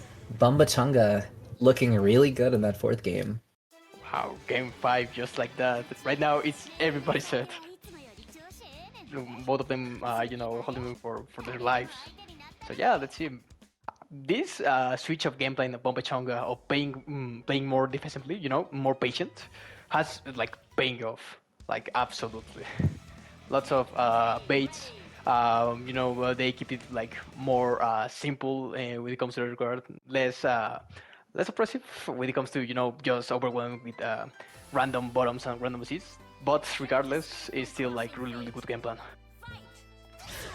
Yeah, I couldn't have said it better myself. Just really able to represent exactly what they need to do. And it doesn't hurt to have a little bit of that neutral tech mash to really supplement it too. Gonna be able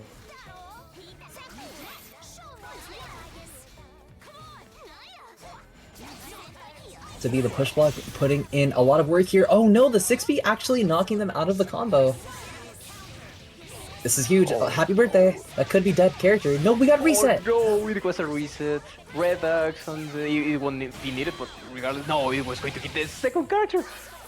10k, DHC, still hitting Jin, 12k. Wow, amazing. Now it's level 2 Resonance Rebar. Hitting Lapis, but I guess nobody went home.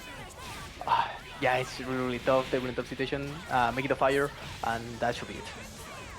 Yeah, there it is. I love the choice of rounding too, just to make sure with the cross raid and Anima clutching it out, not letting the reverse 3-0 happen. And that's going to be Chunga out of the bracket at, I believe, 5th? That seems like a 5th place to me. Yeah, I think so. That's We are correct, in, yeah, loser quarterfinal. Yes, Alright, yes, cool. it's 5th. Yeah. You can just tell these things after a while, you know? Yeah, I'm still new to this, but I'm gaining like the hang of it when and where we are in the bracket, because usually I'm just like commentating and suddenly I'm like, oh, we're in winners finals, and I'm like, oh, that was so fast. No, yeah, that's fair. But regardless of the speed at which we play, I was super impressed with that set. Every time I watch Bamba and Anima play, they improve upon the game plan that they've been working on for so long. And I think that's something you really need to just emphasize more and more as you get more comfortable with the team that you dedicated yourself to, especially if it doesn't have the most synergy. Granted, I do think Lapras Jin might actually be like decently synergistic with one another, but honestly, I do just think it's good representation on both sides. So good stuff to Chunga, and putting themselves this far in bracket, you love to see it. And since the speed was something we're focusing on, I'm honestly surprised at how quickly people have been moving in and out of the room. It feels like we've been talking at a faster pace, and we're going to be moving straight onto the map between Sony versus Sprite Cran. Yeah, right now we are on winners final. So yeah, of course, these two players have pretty much encountered like every time we have felt like these WNF events. But I mean, really, really strong players. Of course, Sonic-kun excels with the heart, and S and Spread Cranberry amazing as well, and just incredible Ragnar too. Well, they left. But as I was saying, Sonic-kun, we said this before a lot in the bracket. He knocks you out once, and you need to guess 50-50 if the way they approach. They can also just approach, do nothing, and it's another within that. And of course, when it comes to Sprite, it's one great hit can cost the match because because of the routing. It can lead you to a 10k plus BMB. So a terrible situation in the corner, plus the assist, plus the overhead. Maybe they're going to switch sides. So yeah, it's so overwhelming. Both of these players have faced each other like a lot, and it still impressed me the way they navigate like the strong as factors of their teams respectively. Yeah, absolutely. You made the point about Sprite's team just having really high damage, but honestly, I think Sony's team isn't that far off. Like, Heart gets one good burst punish on you, and you're easily taking 9k for a single bar. That's really not that different from Azrael. And S isn't, like, in a completely different bracket or anything. They support each other pretty well in terms of damage. But you do make a valid point in terms of how it affects the risk-reward. So that's definitely going to be something Sodi is going to have to deal with. But if we're getting potential push blocks like that, then maybe not. Maybe we don't have to worry about it too much. Just going to be keeping it particularly safe there. What the fuck? What? That still hit. That's Dude. a cross-up right there, with no setup, with nothing. It was just straight up. Oh, that was just a nothing burger, but still it hits. But oh, that was so lucky. 5A hitting both characters. Happy birthdays. Unluckily for them is drop out, but still it is a huge amount of damage. Oh yeah, the active frames on the on the 5A, putting in a lot of work here. Still calling the Heart despite having no health on her, and despite having a really good start, Sony's gonna lose a character immediately. We didn't need to do all that. I did not have to hit him with the stanky leg, bro. It was to send a message, and I think it was well received. Level 3 Resonance, as Heart is actually a good character to play like this on Resonance. So it's still like a possibility of Sonic to make the comeback, but still, both of the characters that he's facing, it's really, really tough. Because right now it's just in one hit scenario. Yeah, I love the way that Sprite is positioning himself around Heart. He's standing really close to her. He's not pressing a button. He's just super jumping at her and staying on top of her as she homings at him. So once she whiffs the button, he's able to react and just drag her down to the ground, force Sony to spend a little bit of meter to return to neutral. And that's probably one of the best ways to go about approaching Heart in the air. Ragna does have a really good button for doing so as well, with JB hitting directly above him like that. Ironically enough, I think characters that with buttons that hit directly above them probably have a pretty okay matchup into Heart. Like, Ragna's one of them. I know Makoto does too. I have to think, what's another character that with a button that hits above him like that? I'll figure it out later, but... Yeah, I was thinking, but yeah, nothing comes out of. But yeah, regardless, we move to the next game. Right now, they are approaching the neutral differently, like trying to zone Ragnar out. It's not like the usual game plan of hard, but regardless, it's right now paying off. Right now, after that, they are just straight to your face, like she's always going to do, trying to spend some mirror. Ah, that was so close.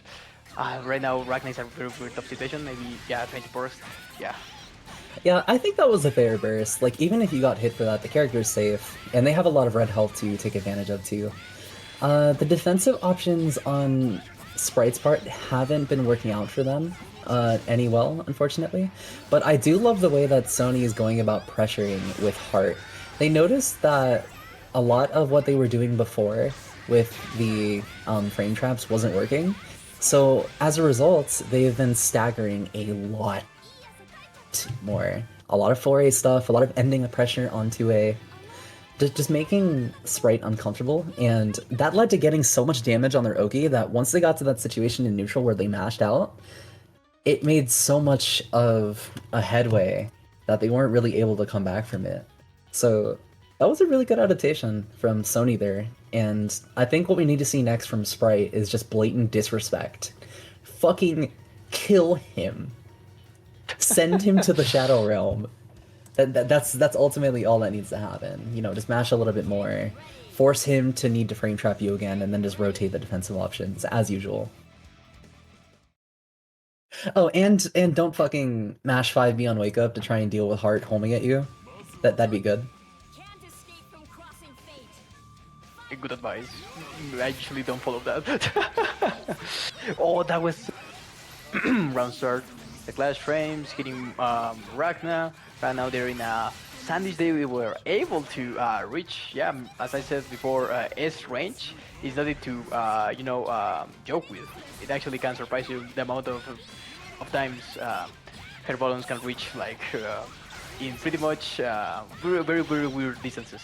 And right now Sonicun is taking all the advantage of the world, maintaining Astral in the corner as much as possible. Something I do like while watching Sonicun pressure is that they never do the same mix-up twice. They always go for a different setup that looks visually ambiguous, and as a result, it's really hard for anyone to really feel comfortable like trying to block the fuzzy high-low. And again, just the defensive situations that Sprite has been forced to be placed in is really not working for them. The push block stuff that they were doing earlier, just not really able to represent all that often, didn't really get too much of a reward for it either. And with all of this chip damage going on, Azrael's really not looking worse for wear. They have Resonance, they have not activated yet. They're pretty much in the process of dying, trying to do Growler, trying to, avoid, like trying to deny Sonicun's neutral as much as possible. But yeah, right now he's in a really tough position. There's nothing Ashley can work with. But still, they are a character that can touch you once and you're in danger. But regardless, Sonicun is able to overcome, play it safe, play it simple, and without Ashfield just perishes. Yeah, just let the assist do the work there, and was able to hit the teleport despite having the invul on the forward dash there. And because Heart moves so far forward, makes a big difference. Sony up 2-1 in the set, threatening to put Sprite into the loser's bracket. Honestly, super good play from both players so far. Absolutely. But right now, I feel Sonicun, very, very confident. They really figured out the way to just avoid what Sprite Cranberry really wanted, like the game plan. With this staggering, it's really paying off. I really love to see that. But regardless, it's still a Sprite Cranberry. They are really, really talented of their own. So yeah, they just need one good game, and I think the mental can just overcome. Yeah, absolutely. But I have to wonder how much of it is the mental and how much of it is just being put in left-right situations that you don't really have to think about too much, you just have to guess. But the only thing we're guessing on is why BBTAG is this dysfunctional, because we're still waiting for the match due to the loading glitch. We hate it here. Damn. I love PC tag. And We're are on not PS4. We're on PS4. Sorry, Dude, I'm just, telling you. Oh, go ahead. Yeah, that regardless if it's PlayStation or PC tag, it's going to happen. That's something that is just a problem. Yeah, no. But thankfully we're able to just go right back to it. And I think if you're Sprite in this situation, all you have to do is just make sure that Sony doesn't knock you down. And I know that's easier said than done. But a lot of what they were doing in order to deal with it before was, call Azrael doing Growler and just trying to make something happen. That was a really weird interaction too. But thankfully we haven't really had to do much of that yet. Oh no, didn't quite get the confirm off that. The air dash makes up, by the way? That was wild. Now we are all the way to the corner. Ragnar having some health back. Having the advantage right now. Hitting S right in as much as possible. I can consolidate this, but it doesn't matter. The board is right there. Trying to maintain like hard out of the action for a while since they are like a lot of health. And right now S taking it in the drop. Yeah, I love the small delay on the throw there. Oh yeah, just wake up 4P. The classic. Just really disrespecting here. The very thing I was telling Sprite to do is what Sony-kun is hitting him in exchange with. Just, oh my god, what was that trade though? The character's gone, saving a little bit of meter by not cashing out into the 2-3-16 initially, just gonna go straight for the super after the assist. And this is really not looking good for Sprite. Oh, it's a resonance. Still, actually, it's those characters that you cannot count out, even though they are in the first playing. But with a great play like that by Sonic-kun, I think the Crossfade might be able to see the deal. No, not yet. That was so clutch. But right now it's looking so horrible for Ashfield. It's literally one touch and they're gone. Call Sajam, that was a will kill moment if I've ever seen it. And yeah, wow. No, just I can't believe you pressed the button from that high up. That was insane. Just gonna be able to tap the Azrael right then and there, and ultimately cause their demise, making the set look really difficult for him to navigate, sending him to losers. Well, it's still a possibility that Sprite can get the revenge on Sonic-kun, but first they need to get through E2 Deku. Very, very strong players on their own. So yeah, I think they're going to rock the Yang Ruby instead of the Yumi 9. Which, at this point of the bracket, I think is the safest option. As we just stated before, even though 9 and Yumi objectively are the better team, E2 Deku is, more familiar with this. So yeah. And they also they need to, navigate through Anima. Yeah, it ultimately just comes back down to what you prefer. Because what you were doing before wasn't necessarily bad. It's just a matter of if you want to change things up, and ultimately I don't think that really matters too much here. We're just going into that, just really thinking about how they want to go about the matchup, but the only thing we should really be thinking about is the Matcherino. We love the Matcherino, and this is something that you should love too, because this is the way that we support our players. On every WNF, we make a Matcherino, supported by Alex Valle, the GOAT, and we have some money set aside for our players. Right now, we have about 15 here on the side, which is going to be going for a nice Taco Bell meal later. We don't have any sponsor requests right now, no Kaiten books, no claiming any codes, but if you want to support our players, if you want to see them play more BBTAG and be more motivated to do so, donate to the Matcherino. show some love, send a little bit of money their way, and on top of that, if you really wanted to make Master Chief say something, this is the way to do it, because with every comment posted on the contribution, he is legally obligated to do so. And honestly, Okay, it's just a wonderful thing. It doesn't apply if I leave the comment, though. And that's the thing. If I leave the comment with my contribution, one of the commentators has to read it. Okay, so in that case, I feel like I should take the responsibility just because, you know, I was late today. Oh, thank God. Master Chief with the $10 donation right after Nep. I don't know if you already read theirs, but I'm over here taking a nap right now. I got pillows under my head right now, sleeping so soundly. I'm sleepy as hell, man. I'm a snoozer, man. I don't even know where you got this copy pasta from, but honestly, it's like the most tame thing I've ever read. You gotta do better than that if you want to like embarrass someone. No. For those who know, though, it's good enough. It's good enough. No what? No what? Elaborate. Tell me more. I ain't gotta say shit. Go on with the match. Yes, boss. You already. Damn, just clap back at you. But yeah, let's move on to the match then. Luckily, I didn't need to read that. I'm so happy. You say it like you know what it means. Well, I don't know what it means, so that's the thing that makes it scarier.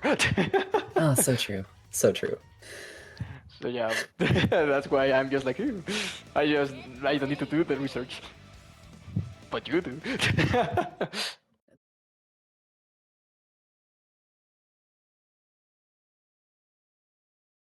Screen right now and tell me exactly what's going on. Go. I have no idea. Right now, we to the coup. Switch Young Ruby, no Young 9 Yumi as we stated. I just keep it Ruby Young. The bread and butter main squeeze. Anonymous Oblivion, of course, I use Labris. Right now, it's very chaotic. Both of the players are just trying to get as fast as possible to the phrases. But right now, well-placed 4P is able to, get Labris in the tracks. But it doesn't matter at the end. That was a very well-placed knuckle. Yeah, I'll turn back to the drill. Oh, no! Oh. Oh. Okay, for you viewers at home, let me explain what happened. First of all, it was bullshit. But you see, it was Labris Super. Labris Super is still active, even though it just ended like that. So the last frame that it was active was able to catch the character, like from behind. I was able to reach out to the other side. Not only that, but afterwards, armor properties from Yang were able to just clutch it out. That was so fucking stupid. I hate interactions like that. Oh, dude, we're the fucking the One Piece image with that fat guy and Luffy. I fucking love this. I fucking hate this because I was about to say that's godlike, but like, no, I hate it. I was like, this match is actually normal. Back and forward, trying to press some buttons, trying to condition your opponent, and suddenly that bullshit happens. Like, it ruined my Zen thing. Oh boy. But yeah, right now we're seeing something like more normal, rather than the last interaction of last match. Right now, Yang has all the advantage in the world, trying to get it with the GPJC. But almost happy birthday. Luckily for them, they were able to just burst. And right now, that was a nice burst punish using JB as a way to just punish a counter hit. So yeah, keeping all the momentum going. Yang in the corner, very scary. I have to wonder what Animal was doing there, because that was not a burst punish. They fucked up. They got hit again, but mashing there is definitely not the play. Just like getting... Okay, I was worried the DP wasn't going to kill there for a second, but they know this character better than I do. I don't know what I'm saying. But yeah, no, honestly, just vortexing the characters from Anima here and not letting them play the game. It probably would help if Anima blocked a little bit, you know, yeah, a little less counter hits, a little less of just putting themselves in situations where they need or taking more damage than they need. That would definitely help for sure. I'm still processing the first match. I know it already happened, but you know, I cannot forget something like that. Not in a while, I guess. No, yeah, that's valid. And I think it was really cool that BBTAG has stuff like that, just because you don't really see a lot of it in other games, just because it doesn't really have the opportunity to do so. But hit stop extensions like that only really happen when you have something to hit.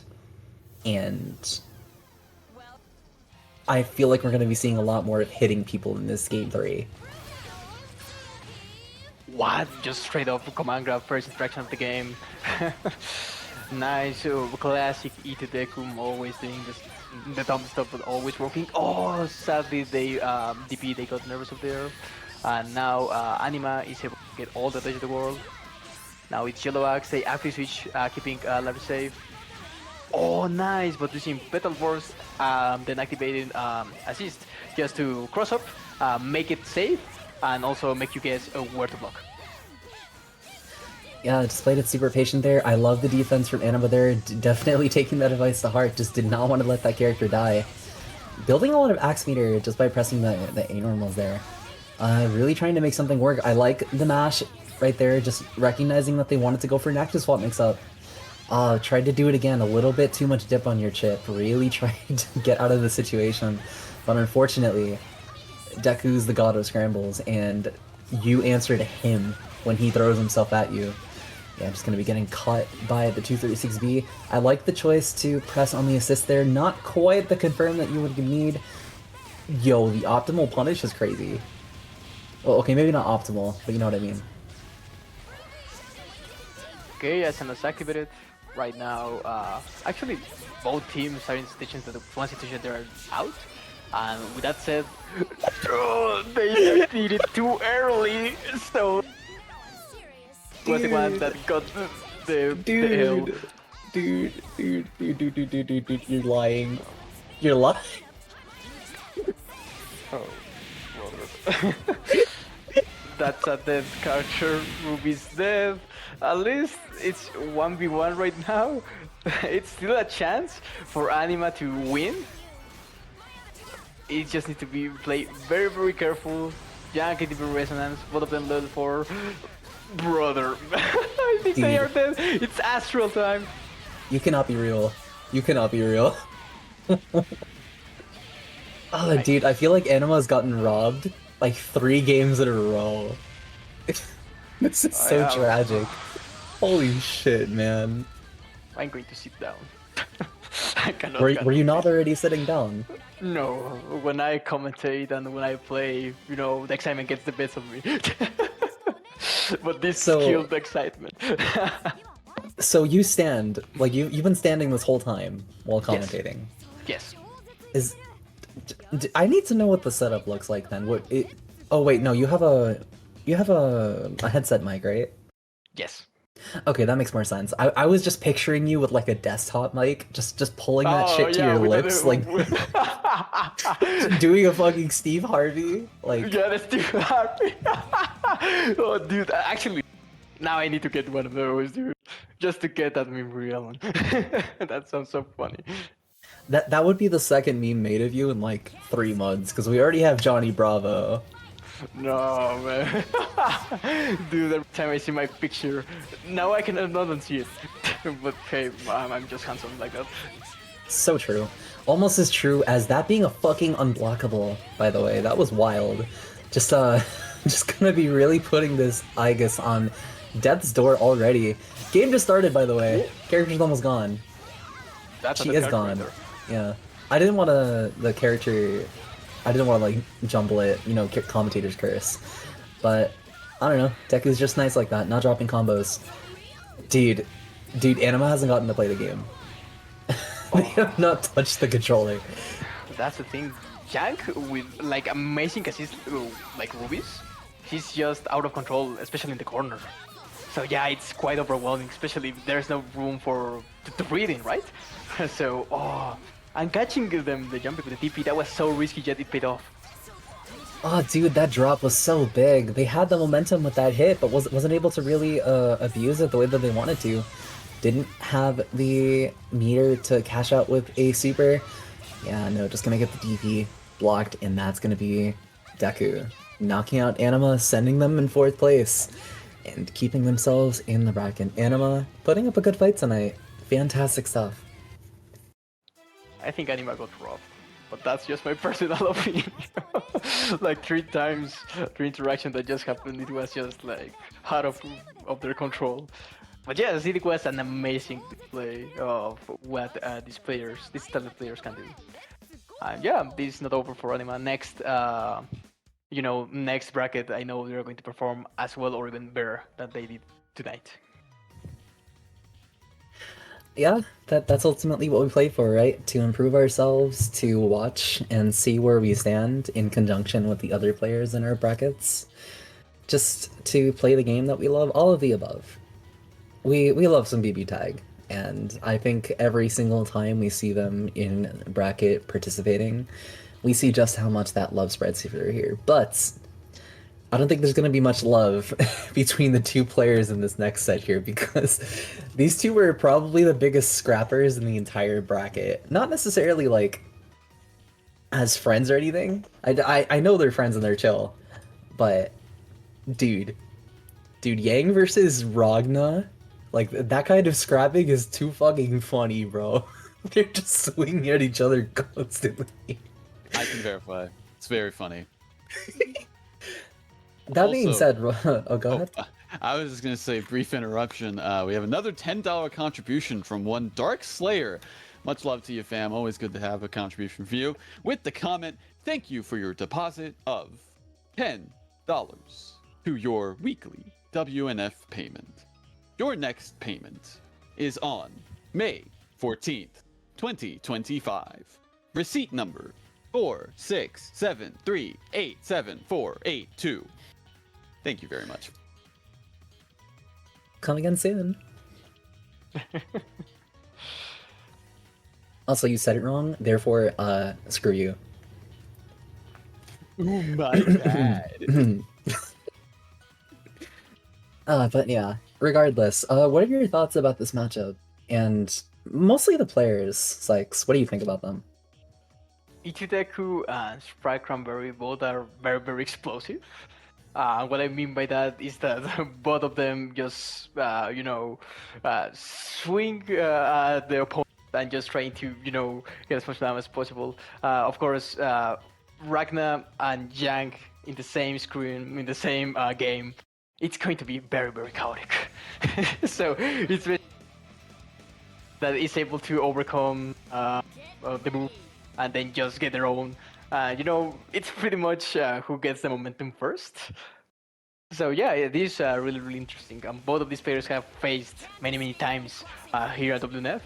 And even though it's something you see quite often, it's very unpredictable every time I see it. Yeah, no, this matchup can go either way regardless of who's in the steering wheel. It is just, it's not something you could realistically control. And I do think that's partially because let's just say explosiveness, for lack of a better word, of both these characters is insane. Meterless 2A 2C loops, by the way. We almost did all of them. Almost every single one of those was real. That was nasty. That was insane. But like, if you lose the set 3-0, no, you didn't. That's all I had to say. Oh no! You overextend your combo! Stemless activated! 5B punish. Counter hit. Right now, even though Yang is right now bleeding, there's still one more in her. 4B punishing the burst! Well done with the 2B. Now, probably switch characters? No, they keep the momentum going with Yang. Okay. Yeah, no, that Oki was definitely not the strongest there. Let the Ragna run forward and not respect the JC. Just gonna be putting this Ruby on even lower health. It's very interesting that they don't use a lot of CC to make their damage higher, but I don't think it really matters too much in this case. They just know that the character's gonna die. And the restraint from Sprite to not burst was interesting too. I'm honestly curious about that. All these characters on single hit situations. Yeah, pretty much. Oh, they need to be very careful. Oh, but that 5B, that was a huge problem. Sadly, and they already know, that 5B, the third hit would have dropped. That's the reason why they didn't commit to that. But it doesn't matter at the end. Itodeku sealed the deal with Jank 5Bs. And yeah, that was a very great first game, showing like a bit of a taste of what's yet to come. I find situations like that last one where Sprite got hit by the 5B really funny.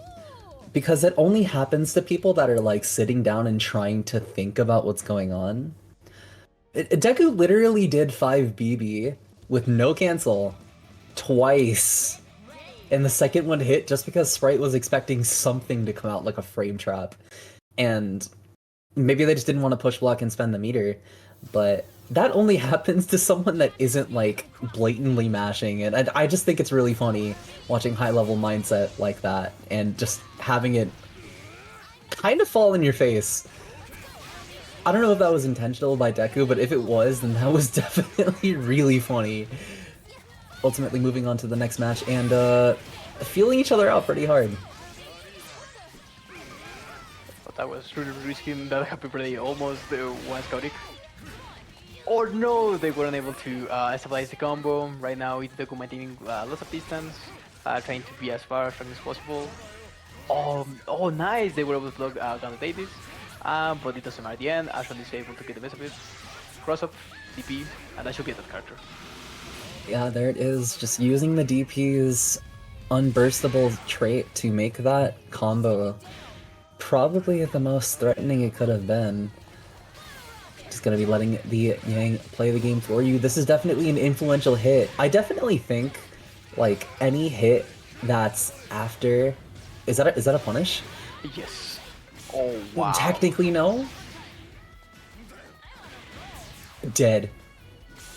I think Sprite had more time to react to that just because it was in semblance with a burst, since it hit twice.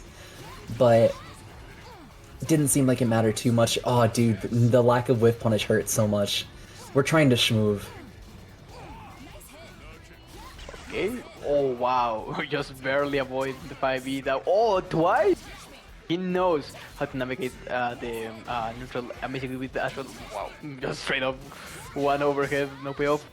No, the 5E wasn't able to stabilize. And now that should be at the junk. With just one mirror, spending the 2 for good measure. Yeah. Right takes it. Yeah, no, dude, that movement was generally just pretty strong. They weren't really representing too much at first, but they knew that if they got the right spacing on the 5V, they would be able to punish with a teleport button, and they did just that. They didn't really have to do much aside from that because the health deficit was so different, just navigating around the character and making her feel uncomfortable. If Sprite's able to represent that through the next couple of games, then this is going to be very difficult for Deku to navigate. Okay, let's see. Next match. Let's see if Deku is able to adapt this time. Wow, that was an amazing round start. Almost getting the burst place, but now it was I think too early. But it doesn't matter at the end. Ruby takes control. Now they are in the corner, trying to get the game plan going, trying to 50-50. Oh, but amazing defense from Sprite. It doesn't matter at the end because of 5B. So yeah, that was funny.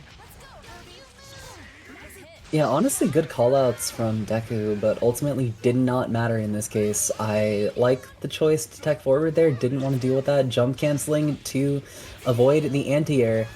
That looked kind of janky. Just gonna be keeping the character safe here. Yeah, probably want to go... Oh wow, just baiting the burst manually. Didn't want to have to deal with the prospect of wasting too much meter. Just gonna be keeping it incredibly simple here. Alright, bro. Yeah? Yeah. That's how you're feeling? That's the something fucking... Deku likes to do. It's just the most elaborate frame kill of all time. True that. Oh, but look at that nice 2A reaching enough. getting some health back, getting to the corner. Now they're in a way better position. Oh, that's a 2B? They typically Yeah. I honestly thought they could have killed with the super, but worked out in their favor. Probably better that they didn't anyway, just to make things a little more threatening. Why are they still on Yang? I have no idea. Maybe they feel. Why I'm surprised they just they just took the command like that. Wow. Oh yeah, but you know, in times like that, maybe you overthink stuff. So you're not like you react late, and with that, Yang, in the verse of dying, was able to just secure the kill. Yeah, that's exactly what it is. I mentioned earlier while watching Sony-kun that when they go about Oki, it's in such a way that they always represent several different things and never go for the same thing twice. I wouldn't say Deku does the exact same thing, but the things that they represent on the Oki that they have shown definitely rotate a lot. So things that are relatively reactable already, it's hard to really keep that in your mind. The mental stack just continues to grow and grow as the match goes, and it just kind of chips away at both your health bar and your mental. You're not really ready for everything, but I think Sprite, if they're just able to really just lock in the mentality of they're gonna do this or that, and that's the only thing I need to worry about, and just go from there. And we're already off to a good start with a really strong punish. Wow, they were able to take the throw, but at the end, they were ready for that. That's a punish? Yes, the TP actually hits Yang, so it was like the full conversion. It did enough time to Ruby to just approach, have a good starter, and of course a punish. And now 50-50. Wow, nice Crowder! They were just projectiles, so they can avoid it. Yeah, no, really good recognition of their characters' tools. Just able to navigate around what they would like to do there. Just go for the cross raid? Yeah, good shit. Recognizing it. Not quite the kill, but we are going to be forcing the character to swap out, which is exactly what you want. Yeah, there it is. Once again, hitting them out of the air dash, not letting Deku do any of that, and killing the character in the back, too. This is why we don't call characters with low health. Wow, out of the activating the resonance speeder, of course, because that with a throw, I think that's probably a dead character. Yeah, no, that's a dead character right there. Wow, Yeah, probably is an understatement. That character is gone. But yeah, no. Good adaptation from Sprite. I think the thing that definitely helped there was that they were just checking a lot of the shit that Deku was doing within the last couple games. Never able to do 5BB no cancel, just moving around the assist, teching almost every throw that was sent their way, and checking the air dash stuff that we saw earlier that ultimately got Yang killed. Preying off of those mistakes is usually the best way of going about dealing with someone on defense. Forcing them into offensive situations they're not comfortable with, and just going from there. But ultimately, I think Deku's probably still a little more comfortable doing just that, even if they aren't getting that much damage from it. Yeah. Hard read. Okay. Those clashes has been like really messed up. That 5A clashing, it took years of my my soul. And now after nice 5B, they were able, you know, armor with all the JC, they overshot it, and now Ruby takes the full punish. They spend 1 bar, it's going to be like 10k. Oh, that's so raw for Itedeku. A little too much scaling on the combo. They teched out, but not really representing too much from it. Nice mash. Oh, they tried to TRM to deal with the push block, but was a little too far. And once again, the button not reaching to where it needed to be. Not killing off of that either. But thankfully, the Ragna's dead regardless. Going to be relying on the Azrael. Not something that they're particularly bad at either way. It's going to be going for the meterless stuff here. Yeah, 5BB. Yeah, no, that was a good burst point. Recognizing that Sprite wanted to go for the unburstable combo. Oh, but the perfect spacing. Oh, wasn't able to kill the character. We missed the weak point. Slowly but surely chipping away at both of them, though. 5BB? Yeah, no, just bursting it out. Good. Level 1 resonance. Right now, he doesn't need it. He has a good amount of health. Right now, Itodeku is just one situation away of dying, one hit of dying. So they really need to play it safe, play it careful. Nice activation of Semblance. They are now in the corner. Are they Take all the dead? hits they can. Yes, I think they are. Oh my god, Yes. they died! Dude, imagine playing neutral that well for 40 fucking seconds just to get hit by a cross-up and die. Oh, that's such a terrible feeling. Holy shit. That's just Poor fighting games in guy. a nutshell. This Oh, is true. wow. This is true. But ultimately a really good set. Deku taking it over Sprite. Showing that scrambling, honestly not too inconsistent if you're able to do it as often as they do. But yeah, I don't really have too many thoughts about that set when I think about it.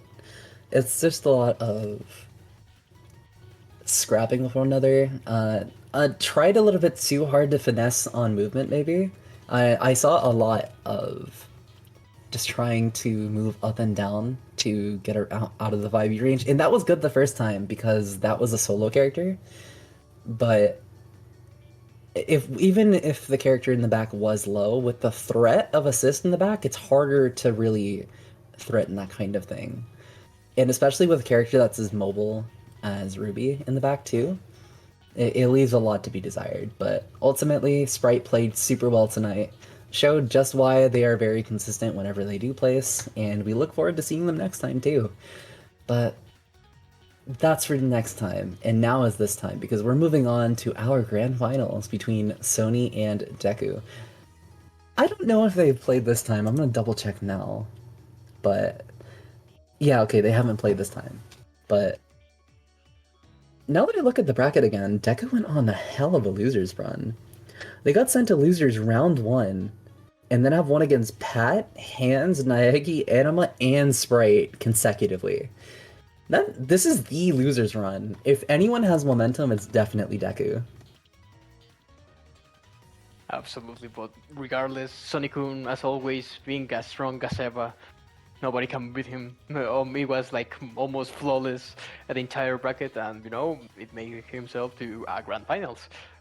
Now he needs to face against Itodeku that, yeah, he went through hell, but now he's here. But Sonicun just needs to win 3 games, while Itodeku needs to, win 3, bracket recent, and then win another time. So yeah, it's going to be a bit tougher, but if Itodeku was able to survive all that, I think he can do it again. Yeah, granted, it's harder to do that kind of thing when you're in a deficit like you are on loser's side. Having to win 6 games against a team like Sony's kind of hard to do, and much less doing it consistently too. Okay, this is gonna sound crazy, but I permanently think that swapping to the 9 Yumi here would be preferable, even if you're not more comfortable with it. Just because both of those characters can really deal with Heart pretty well, and that makes a huge difference. Just not letting Heart play the game, having a fast assist or a slow one to control the pace of the match with, makes a huge difference. But Deku doesn't give a shit. I'm thinking he's the one in the driver's seat right now, not the bum ass commentator. And we're able to get the 5B hit here, knock them straight back into the corner, tried to make something out of the delay air dash stuff. The throw TRM actually working out really well. Going for the optimal? Hell yeah. Oh no, never mind, you're a fraud. Come on, man. That was, even though it was, I will give that to Itodeku. Not only that, but right now S is in a way worse situation than before.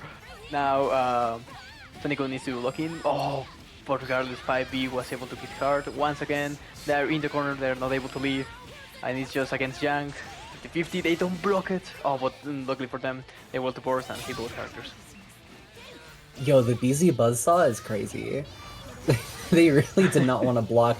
Dude, no way S got punished, right? Like, that just had to be an up back from Sony. because the amount of times that Grenor has not recovered before is like in the single digits. I could count it on my pinky toe. But you know what? Doesn't matter. Just gonna be going for the empty low here. Caught the mash too, surprisingly. I want to say that was a fuzzy mash, but yeah, just gonna be jumping alongside the heart here. But no, gonna be getting caught by the JB, and that could be potentially guess for character here. Okay, Sam was activated. They were able to get out of the situation. Oh no! Ruby the person right. Level 4 resonance right now. It's everywhere's game. Okay, I'm this calling looks it. so bad. I'm Just calling it one fucking. interaction. Yeah, no, one interaction. Never mind. There's no meter on the board. Wait, no, that's it. It's over. That's a Wait, no! No, you what? They ran out. Yeah, they overextend the combo a bit. Oh, it doesn't matter at the end. They got nervous, they did the P. And with that, wow, that was so... that last interactions were really risky. But wow, at the end, Itudeku was able to prevail. Yeah, it definitely seems like it. Deku putting themselves on a good start for this bracket. Yeah, Now, let me stand up again. Now I'm excited again. oh, look at you! You got the gamer stance going on. Yeah, this is going to be an amazing set. Well, this is just the first game, and this was just a display of how talented these players are. Yeah, I couldn't have said it better myself. This is definitely a display of just how great our players can be, and we're gonna be going straight into the match to display just that. Trying to make something out of Sony-kun, and that's going to be exactly what happens with the frame trap there. Going to be getting a nice chunk of damage. This is potentially a two-touch situation. That was insane, by the way. Why did he run forward? What's I have that? no idea. They got the punish. Well done. The cross combo, making aware of the situation. Now they have the full bandage. Luckily for Sonic-kun, they correct. Nice P. Oh, and catching with a Chiku low. They were able to then confirm it. It's going to be 5.5. Nice. The command grab out of nowhere. The punish of the burst. And the confirm. Oh, that was beautiful. Well done. They're dead, by the way. That's a dead character. They're gone. Yeah, that was a POD basically. Oh, brother. It may as well have been a TOD. Because do you Yeah, really? Oh wait, 70. no, it was. Holy shit! I forgot. 70K. I forgot SDHC as a single DHC. Yo, the DP of the gods. Oh, nice. JB avoiding S's assists. Just JBing is your way to victory. But not this time. Sonic-kun catches Itudeku. And right now we're back again in the corner. Semblance activated. Oh no, the hit stun of both the JB and the 5P kind of overlapping with each other and making it kind of hard to go from there, but just able to clutch the situation out after that. Sonic-kun tying it one apiece. I'm just really surprised of what happened. But yeah, when you're in a situation like 2v1 against Sonic-kun, it's so rough. Having a character so chaotic and so unpredictable as Heart, having a backup with great assists like the 4P that is S, it really gets overwhelming. Even though you try your hardest to maybe 5B to avoid the 4Ps or do something with Yang, it's very hard for it to just approach. And that doesn't seem like we're going to be doing much with Yang, with being forced to burst out before the 10-second mark hits on the clock. Just instantly the character is forced out. The stanky leg, I got that fucking normal. Oh my god. Just teching into the sandwich here. Now, if there's one thing I think that Sonic-kun is definitely in need of improvement with, it is absolutely their sandwich pressure. Whenever I see them do a sandwich, it very rarely ever leads to like a proper mix-up, but it doesn't really matter when you have a character like this that's just able to do what they just did. Slip inside, tried to anti-air, not quite, just really able to navigate through that DP. Tried to armor through it, wasn't really able to punish. The throw bait off of the 5BB. That particular string has been working so often on people today. It's kind of wild. Yeah, bursting on the JV. The perfect timing. Why was she standing, by the way? Did you see that? That was so weird. I don't know, it overextended after the hit, but then she was able to reach the ground at the same time. So it looked like it. I don't know. I tried to explain. It was so weird. Send activated, just straight up 5A, throwing, no punish on the throw, command grab with no setup whatsoever. Super and hard is there after DHC. Sent to the void, just completely gone. Tried to read the push block once again, but man, these TRMs are just not doing much for Deku right now. Yeah, caught someone with the 5BB once again. Deku on point for this first set of the night. Potential first set. We obviously want to see more games, but that was honestly a really good display. If you're not able to properly block Heart, then shit, bro, just don't. Like, just put put yourself. The best advice ever, man. Look, I was making fun of people yesterday, in Cram Slash for, saying, oh, just don't get hit. But like, True. it is just kind of advice sometimes. Like, just play the neutral properly. Don't let yourself get knocked down, and that's really all the best you can do. And in a game like BBTAG, that's probably something you have to prioritize a little more. And doesn't look like Deku is taking that advice to heart. He was always the problem child in school. Good, just really not playing by the rules, and especially with the DP like that, putting himself honestly not on a bad start. We are fuzzy blocking. Yeah, that overhead really hit. I think the pressure still. Oh, nice! Air dash, overhead. I think the pressure going. Well done. Now 50-50 once again. They block it correctly this time. Oh, they got nervous. They tried to throw to, keep the advantage going. But at the end, they got punished by it. And now all the advantage goes back to Sonic. Right now, cross combo trying to maintain, pressure, full screen. But yeah, then return to neutral. Rare instance of Heart Ino getting air-to-aired. Just gonna be able to spend the bar to send them all the way to the corner. Oh, dude. This fucking character. That's a dead character? Oh, no, not quite. They overextended. Yeah. Thank God. Because that was so loopy. Oh, that was so bad. Still, yeah, Yang was in a terrible position right there. Sandwich, just straight up incoming throw. No fear whatsoever.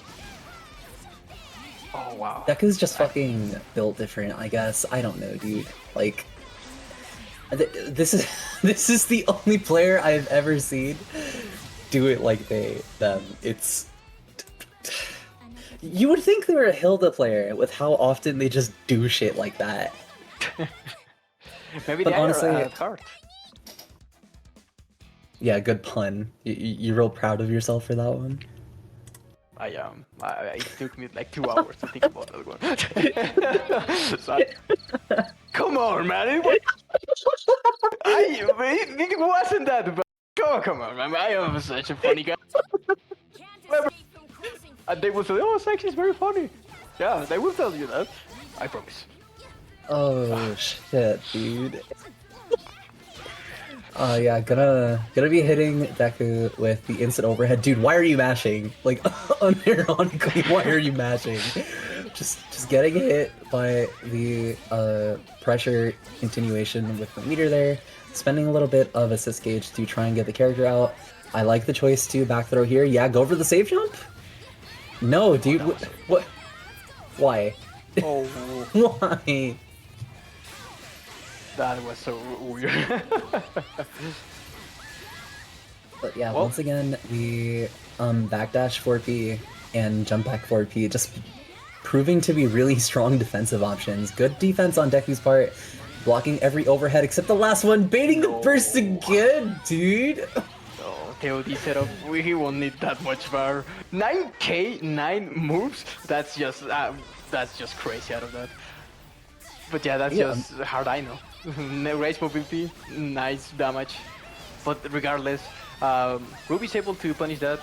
It won't be able to kill, per se. It's going to be very, very close. Yeah, you put it in a guess for character situation, which we indeed did incorrectly. The price is right, and yours was wrong because that character is gone. Except as what I would have said, but we just randomly mashed DP in their face. And that's tournament. That's so anticlimactic. Holy shit. Oh man, it's kind of hard to say, but honestly, still a good set regardless. Deku putting up a really good fight and showing that Sony has to put in the work in order to, claim these victories as they have